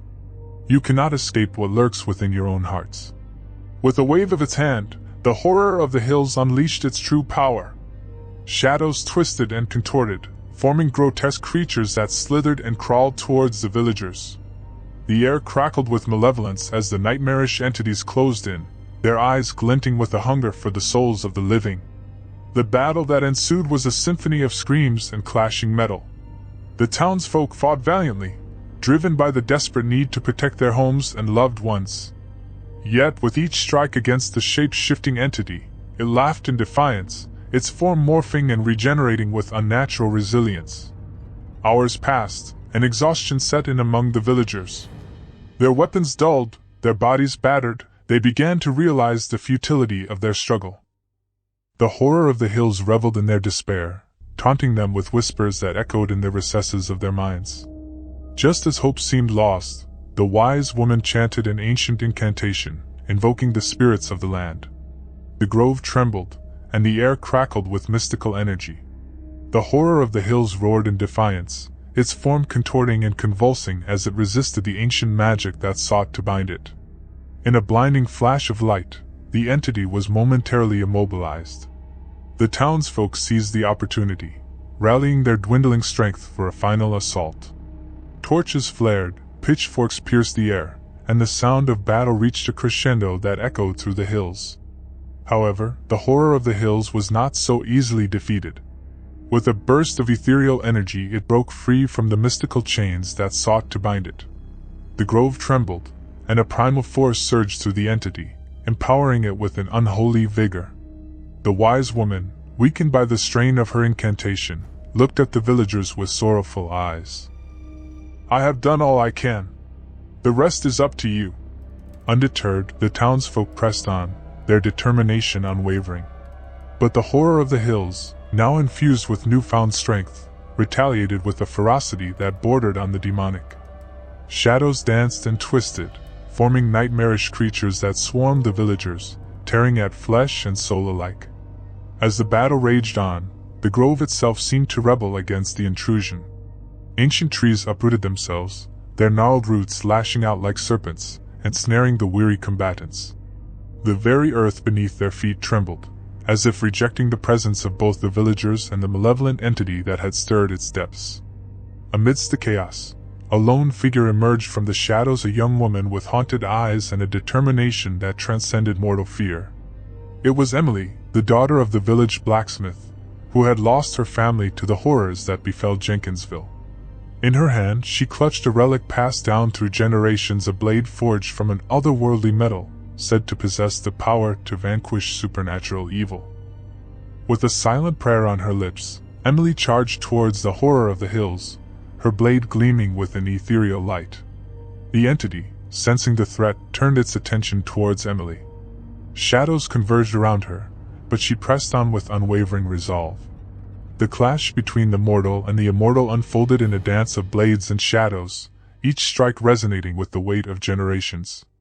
In a moment of sheer determination, Emily drove the otherworldly blade deep into the heart of the horror of the hills. A shockwave rippled through the grove, shaking the very foundations of the ancient hills. The entity convulsed, its form contorting and writhing in agony. As the villagers watched in awe, the horror of the hills let out a final, guttural scream that echoed through the night. Shadows dispersed, and the malevolent force that had plagued Jenkinsville for so long dissipated into the ether. The grove fell silent, the air heavy with the scent of victory and the lingering echoes of a battle fought on the precipice of existence. Exhausted and battered, the townsfolk gathered around Emily, who stood amidst the remnants of the supernatural struggle. The wise woman approached, her eyes filled with a mix of admiration and sorrow. "You have faced the darkness within and without," she whispered to Emily. "But remember, the line between light and shadow is thin, and the horrors that lurk within the human heart are oftentimes more insidious than those that dwell in the hills." With those cryptic words, the wise woman disappeared into the shadows, leaving the villagers to contemplate the cost of their victory. Jenkinsville, once a haven of peace, now bore the scars of a battle that transcended the mortal realm. In the aftermath, the villagers slowly began to rebuild their lives, haunted by the memories of the horror that had befallen them. The grove, once a gateway to malevolence, became a somber reminder of the fragile balance between the seen and the unseen. As the years passed, the tale of the horror of the hills faded into the annals of village lore. Some dismissed it as a cautionary fable, while others clung to the belief that the shadows that lurked in the hills were never truly vanquished. The once thriving village of Jenkinsville, scarred by the echoes of that fateful night, learned to live with the knowledge that the line between reality and nightmare was a thin and treacherous veil. Earth had always been blissfully ignorant of the impending darkness that lurked among the shadows of power. Unbeknownst to humanity, extraterrestrial beings had descended upon the planet decades ago, seamlessly integrating themselves into positions of influence and authority. Their nefarious agenda was cunningly concealed beneath the facade of common positions of power, CEOs, politicians, and influential figures who were thought to be the pillars of society. The aliens, known as the Xantharians, possessed a malevolent intelligence that far surpassed human comprehension. Their ability to mimic and manipulate the minds of those in power allowed them to infiltrate every corner of human society. For years, they patiently observed and gathered information, refining their strategy for the inevitable conquest. Dr. Emily Turner, a brilliant astrophysicist, had stumbled upon a series of anomalies and cosmic radiation patterns during her research.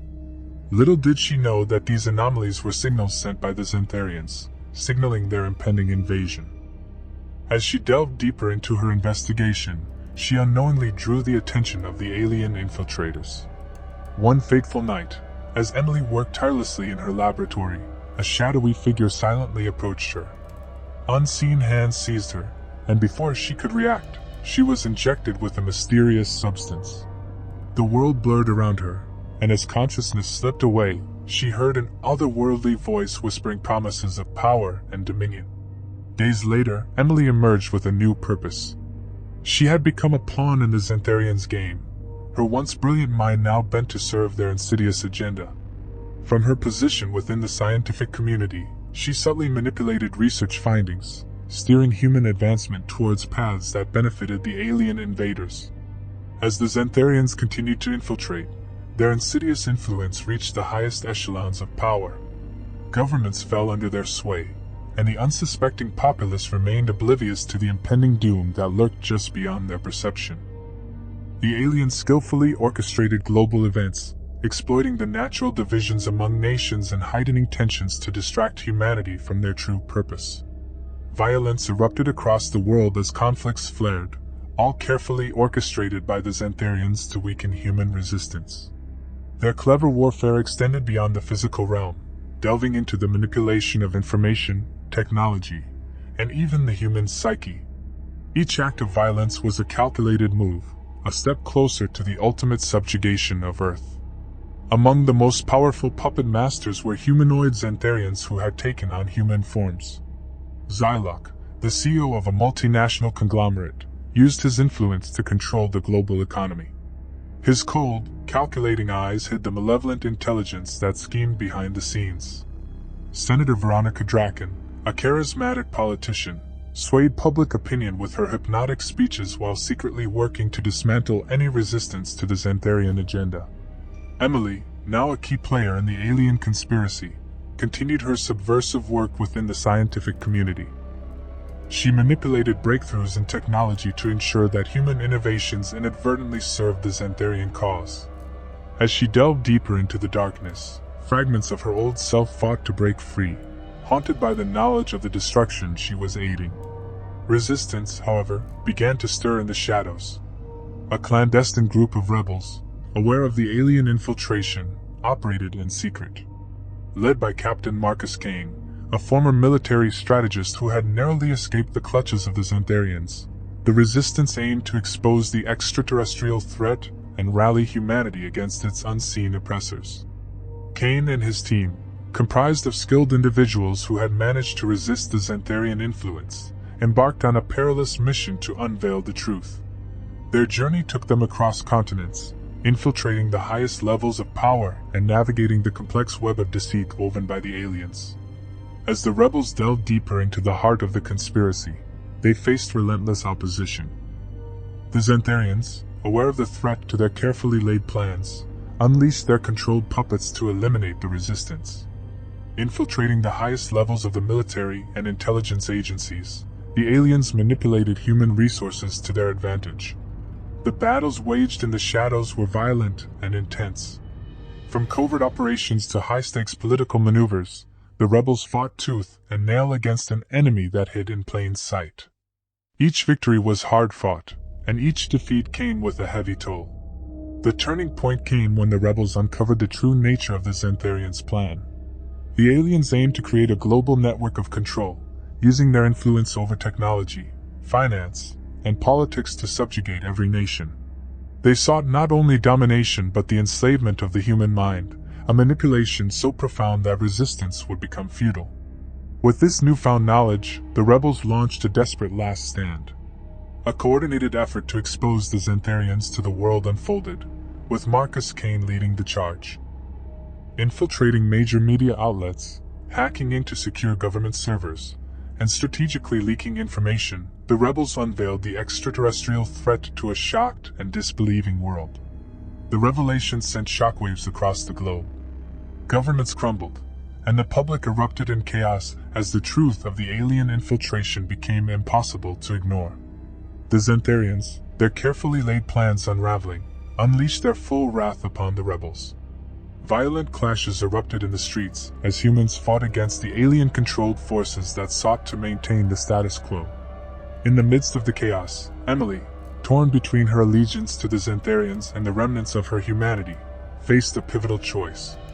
Confronted by Marcus Kane, her former self struggled to break free from the alien influence that bound her. The battle within her mind mirrored the war unfolding on the global stage. As the rebels and the Xantharians clashed in a final, cataclysmic confrontation, Earth hung in the balance. The violence escalated to unprecedented levels, and the very fabric of society unraveled. It became a war not just for physical survival but for the preservation of humanity's spirit, the resilience that defined the essence of Earth. In a climactic showdown, Marcus Kane confronted Xyloc, the puppet master of the Xantharians on Earth. The battle raged on multiple fronts: physical, technological, and psychological.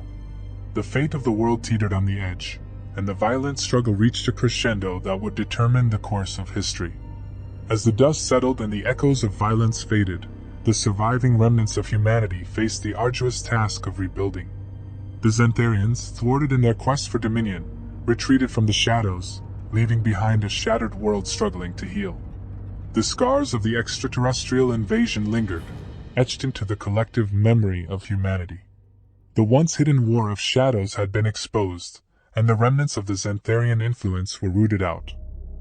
Earth, scarred and battered, stood on the precipice of a new era, forever changed by the violence and cunning warfare of beings that had descended upon it from the cosmos. As the survivors rebuilt their shattered societies, they faced the daunting task of ensuring that the lessons learned from the shadows of power were not forgotten. The scars of the past served as a stark reminder that vigilance and unity were humanity's greatest weapons against the darkness that lurked in the vast expanse of the universe. In the heart of 13th century rural France, nestled amidst rolling hills and dense forests, a sinister legend began to take shape. The air hung heavy with fear, as tales spread of a monstrous entity that emerged from the very earth itself, wreaking havoc on unsuspecting villages. The creature was a werewolf like no other, its body partially composed of molten lava, a fiery abomination that terrorized the countryside with merciless ferocity. The first recorded encounter occurred in the quaint village of Celeste, where the moonlit night betrayed no signs of the impending doom. The villagers, oblivious to the impending terror, slept peacefully in their humble abodes. But as the clock struck midnight, the earth trembled beneath their feet, and the ground split open in a violent upheaval. From the gaping chasm emerged the monstrous werewolf, its molten limbs dripping fiery magma as it set its eyes on the unsuspecting village. The beast, a grotesque fusion of molten rock and fur, moved with unnatural speed, its howls echoing through the once silent night. It descended upon Celeste like a nightmarish phantom, leaving destruction in its wake. Houses crumbled under its searing touch, and the terrified villagers awoke to a living nightmare. Chaos ensued as panic spread like wildfire, and the werewolf's fiery gaze turned its victims to ash.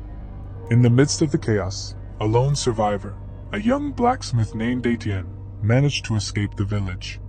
He witnessed the devastation from the outskirts, his heart pounding in terror. The molten werewolf, having sated its bloodlust in Celeste, vanished into the earth once more, leaving behind a smoldering ruin. News of the creature's onslaught quickly spread to neighboring villages, sparking a wave of panic. No one was safe. The earth itself had become a harbinger of doom. The werewolf emerged unpredictably, striking terror into the hearts of those who dwelled in the rural expanse of 13th century France. Etienne, haunted by the horrors he had witnessed, embarked on a quest to unravel the mystery behind the molten werewolf. Armed with a forged silver blade and a heart full of courage, he traversed the eerie landscapes, seeking clues and encountering terrified villagers who shared their tales of woe. The beast struck again and again, each attack more savage than the last. In the village of Valdaloon, it emerged from beneath the church, its molten form casting an eerie glow across the hallowed grounds. The villagers, seeking refuge within the supposed sanctity of their place of worship, were met with the unspeakable horror of the werewolf's wrath. The holy grounds turned infernal as the creature tore through the faithful, its molten claws leaving trails of destruction. Etienne arrived too late to save Valdaloon, only witnessing the smoldering aftermath.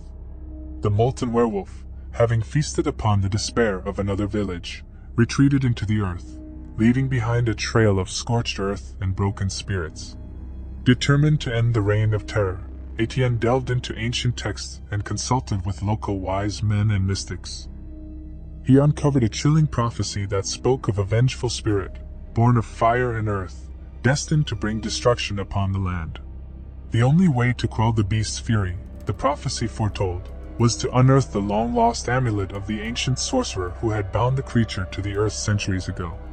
As the molten werewolf continued its relentless assault, Etienne traced the creature's path, seeking clues and guidance from the remnants of its devastation. In the village of Seraphine, he discovered a weathered manuscript that hinted at the location of the ancient sorcerer's tomb. With newfound purpose, Etienne embarked on a treacherous journey through haunted forests and desolate moors. The air crackled with an otherworldly energy as he neared the forsaken tomb. Guided by the glow of the molten werewolf's malevolence, he descended into the crypt, where shadows danced in macabre celebration. The tomb, buried deep within the earth, held the key to the creature's demise. Etienne, his silver blade gleaming in the dim light, uncovered the ancient amulet, its mystical aura pulsating with power, Armed with the artifact, he returned to the surface just as the molten werewolf emerged once more, this time in the village of Lucien. The creature, sensing Etienne's presence, howled with rage as it bore down upon the village. The villagers, paralyzed by fear, watched helplessly as the molten werewolf prepared to unleash its fiery fury. Etienne, however, stood resolute, the ancient amulet clasped firmly in his hand. A battle of epic proportions ensued, as Etienne faced the molten werewolf in a desperate bid to banish the creature back to the depths from whence it came. The air crackled with the intensity of their clash, the silver blade meeting molten claws in a dance of life and death. As the moon hung high in the night sky, Etienne channeled the ancient power of the amulet. The mystical energies surged through him, creating a barrier of radiant light that clashed with the molten werewolf's fiery might. The very earth trembled beneath the weight of their struggle, and the villagers watched in awe as the blacksmith fought to free them from the grip of the supernatural terror. In a moment of blinding brilliance, the ancient amulet's power overcame the molten werewolf. The creature let out a final, agonized howl as it began to disintegrate, its fiery form dissipating like embers carried away by the wind. The villagers, their faces illuminated by the fading glow, witnessed the beast's defeat with a mix of relief and disbelief.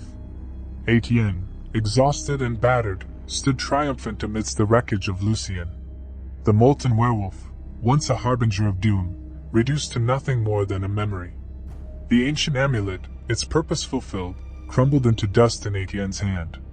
As dawn broke over the ravaged landscape, the villagers emerged from their hiding places, cautiously venturing into the sunlight. The terror that had gripped 13th century rural France had been vanquished, and a weary but determined blacksmith had become the hero of the land. Etienne, his once ordinary life forever changed, wandered off into the sunrise, leaving behind a countryside scarred by the molten werewolf's rampage. The legend of the blacksmith who defied the supernatural echoed through the ages, a tale of courage in the face of unimaginable horror. The earth, having swallowed the fiery creature once more, returned to a semblance of peace, but the memory of that fateful night lingered in the hearts of those who had witnessed the molten werewolf's reign of terror. User rewrite this story to be 7,000 words long. ChatGPT. In the heart of 13th century rural France, amidst a landscape of rolling hills, dense forests, and quaint villages, a dark legend took root. A malevolent force, born from the very bowels of the earth, emerged to wreak havoc on the unsuspecting populace. This creature, a werewolf like no other, bore a body partially composed of molten lava, a monstrous abomination that haunted the dreams of the frightened villagers. The first recorded encounter unfolded in the village of Celeste, where the moonlit night betrayed no signs of the impending catastrophe. The villagers, blissfully ignorant of the approaching terror, slept soundly in their humble homes. But as the clock struck midnight, the earth quivered beneath their feet, and the ground split open in a violent upheaval. From the gaping chasm emerged the monstrous werewolf, its molten limbs dripping fiery magma as it fixated its eyes on the unsuspecting village. The creature, a grotesque amalgamation of molten rock and fur, moved with unnatural speed, its howls echoing through the once silent night. It descended upon Celeste like a nightmarish phantom, leaving destruction in its wake. Houses crumbled under its searing touch, and the terrified villagers awoke to a living nightmare.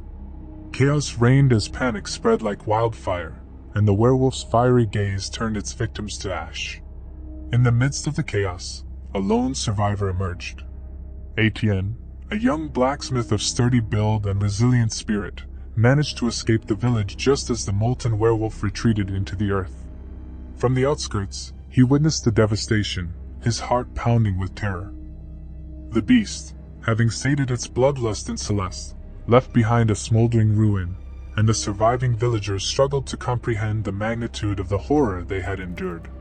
News of the creature's onslaught quickly spread to neighboring villages, sparking a wave of panic. No one felt safe, for the very ground they tread upon had become a harbinger of doom.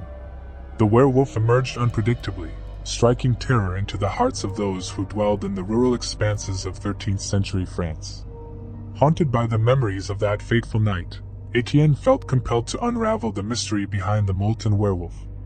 Armed with a forged silver blade and a heart full of courage, he traversed the eerie landscapes, seeking clues and encountering terrified villagers who shared their tales of woe. The beast struck again and again, each attack more savage than the last. In the village of Valdaloon, it emerged from beneath a centuries-old church, its molten form casting an eerie glow across the hallowed grounds. The villagers, seeking refuge within the supposed sanctity of their place of worship, were met with the unspeakable horror of the werewolf's wrath. The holy grounds turned infernal as the creature tore through the faithful, its molten claws leaving trails of destruction. Etienne arrived too late to save Valdaloon, only witnessing the smoldering aftermath. The molten werewolf, having feasted upon the despair of another village, retreated into the earth, leaving behind a trail of scorched earth and broken spirits. Determined to end the reign of terror, Etienne delved into ancient texts and consulted with local wise men and mystics. He uncovered a chilling prophecy that spoke of a vengeful spirit, born of fire and earth, destined to bring destruction upon the land. The only way to quell the beast's fury, the prophecy foretold, was to unearth the long-lost amulet of the ancient sorcerer who had bound the creature to the earth centuries ago. As the molten werewolf continued its relentless assault, Etienne traced the creature's path, seeking clues and guidance from the remnants of its devastation. In the village of Seraphine, he discovered a weathered manuscript that hinted at the location of the ancient sorcerer's tomb. With newfound purpose, Etienne embarked on a treacherous journey through haunted forests and desolate moors. The air crackled with an otherworldly energy as he neared the forsaken tomb. Guided by the glow of the molten werewolf's malevolence, he descended into the crypt, where shadows danced in macabre celebration. The tomb, buried deep within the earth, held the key to the creature's demise. Etienne, his silver blade gleaming in the dim light, uncovered the ancient amulet, its mystical aura pulsating with power. Armed with the artifact, he returned to the surface just as the molten werewolf emerged once more, this time in the village of Lucien. The creature, sensing Etienne's presence, howled with rage as it bore down upon the village. The villagers, paralyzed by fear, watched helplessly as the molten werewolf prepared to unleash its fiery fury. Etienne, however, stood resolute, the ancient amulet clasped firmly in his hand. A battle of epic proportions ensued, as Etienne faced the molten werewolf in a desperate bid to banish the creature back to the depths from whence it came. The air crackled with the intensity of their clash, the silver blade meeting molten claws in a dance of life and death. As the moon hung high in the night sky, Etienne channeled the ancient power of the amulet. The mystical energies surged through him, creating a barrier of radiant light that clashed with the molten werewolf's fiery might. The very earth trembled beneath the weight of their struggle, and the villagers watched in awe as the blacksmith fought to free them from the grip of supernatural terror. In a moment of blinding brilliance, the ancient amulet's power overcame the molten werewolf. The creature let out a final, agonized howl as it began to disintegrate, its fiery form dissipating like embers carried away by the wind. The villagers, their faces illuminated by the fading glow, witnessed the beast's defeat with a mix of relief and disbelief. Etienne, exhausted and battered, stood triumphant amidst the wreckage of Lucien. The molten werewolf, once a harbinger of doom, reduced to nothing more than a memory. The ancient amulet, its purpose fulfilled, crumbled into dust in Etienne's hand. As dawn broke over the ravaged landscape, the villagers emerged from their hiding places, cautiously venturing into the sunlight. The terror that had gripped 15th century rural France had been vanquished, and a weary but determined blacksmith had become the hero of the land. Etienne, his once ordinary life forever changed, wandered off into the sunrise, leaving behind a countryside scarred by the molten werewolf's rampage. The legend of the blacksmith who defied the supernatural echoed through the ages, a tale of courage in the face of unimaginable horror. The earth, having swallowed the fiery creature once more, returned to a semblance of peace, but the memory of that fateful night lingered in the hearts of those who had witnessed the molten werewolf's reign of terror. As the weeks passed, Etienne's name spread far and wide, becoming a beacon of hope in a land haunted by nightmares. The surviving villagers, their homes rebuilt and their wounds healing, spoke in hushed tones about the blacksmith who had stood against the very forces of hell.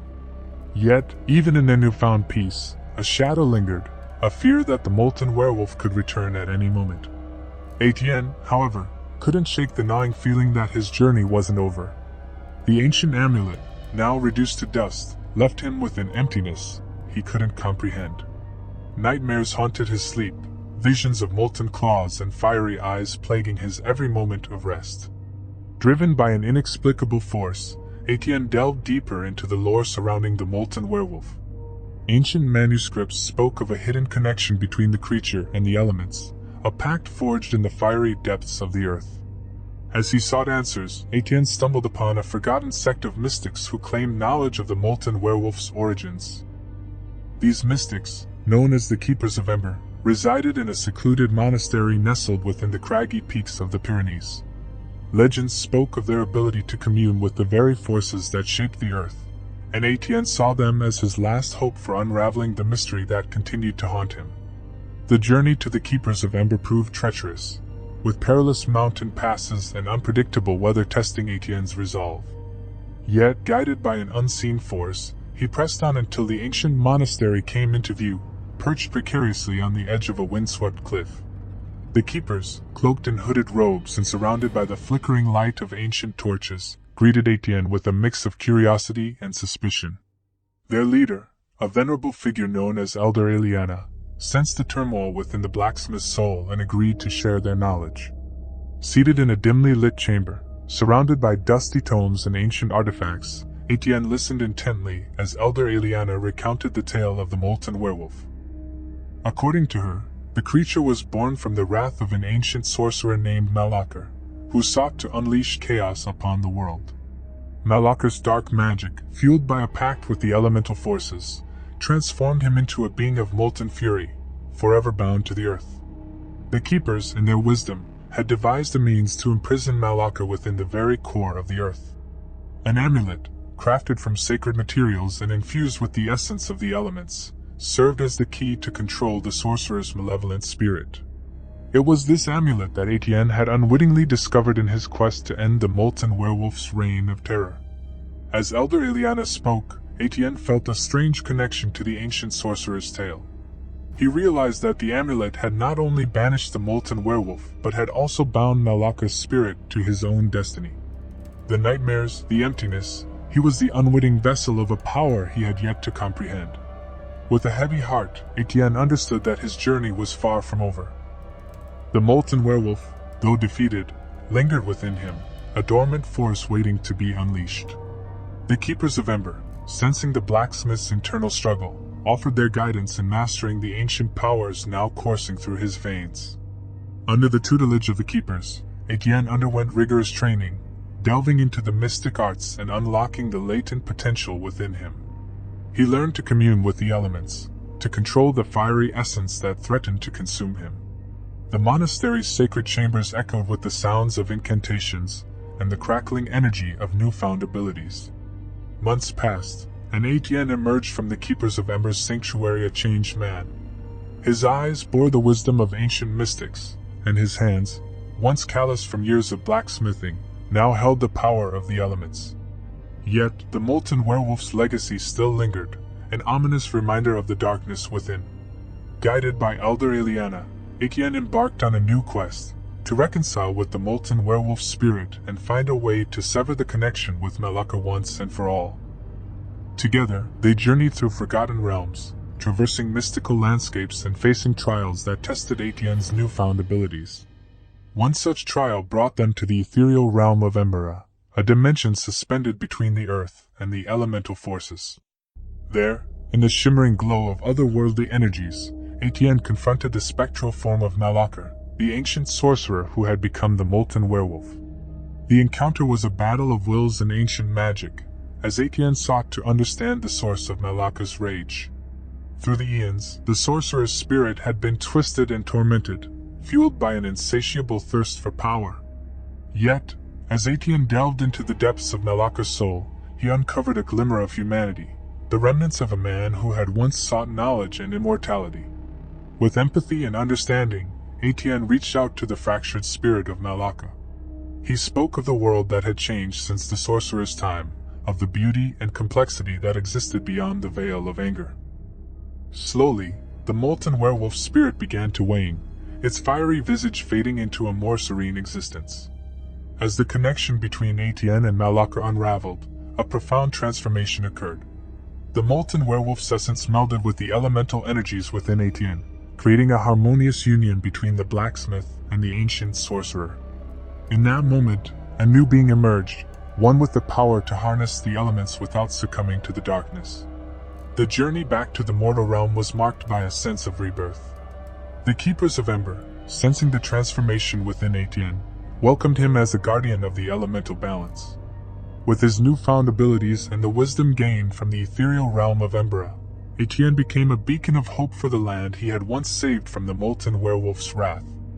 The villages, still scarred by the memories of destruction, looked upon Etienne with a mix of reverence and gratitude. His silver blade, once a weapon of necessity, now served as a symbol of protection. The blacksmith had become a guardian, a living testament to the resilience of the human spirit against the forces of darkness. In the years that followed, Etienne wandered the countryside, aiding those in need and dispelling the lingering fears that clung to the land.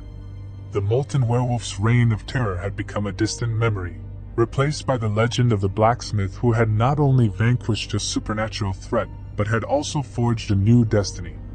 As Etienne aged gracefully, his story transcended the boundaries of time and space. Tales of the blacksmith who communed with the elements and tamed the molten werewolf spread far and wide. The Keepers of Ember, now guardians of the ancient knowledge, watched over the land, ensuring that the delicate balance between earth and elements remained undisturbed. And so, in the heart of 13th century rural France, the legend of Etienne, the blacksmith who became a master of the elements, echoed through the ages.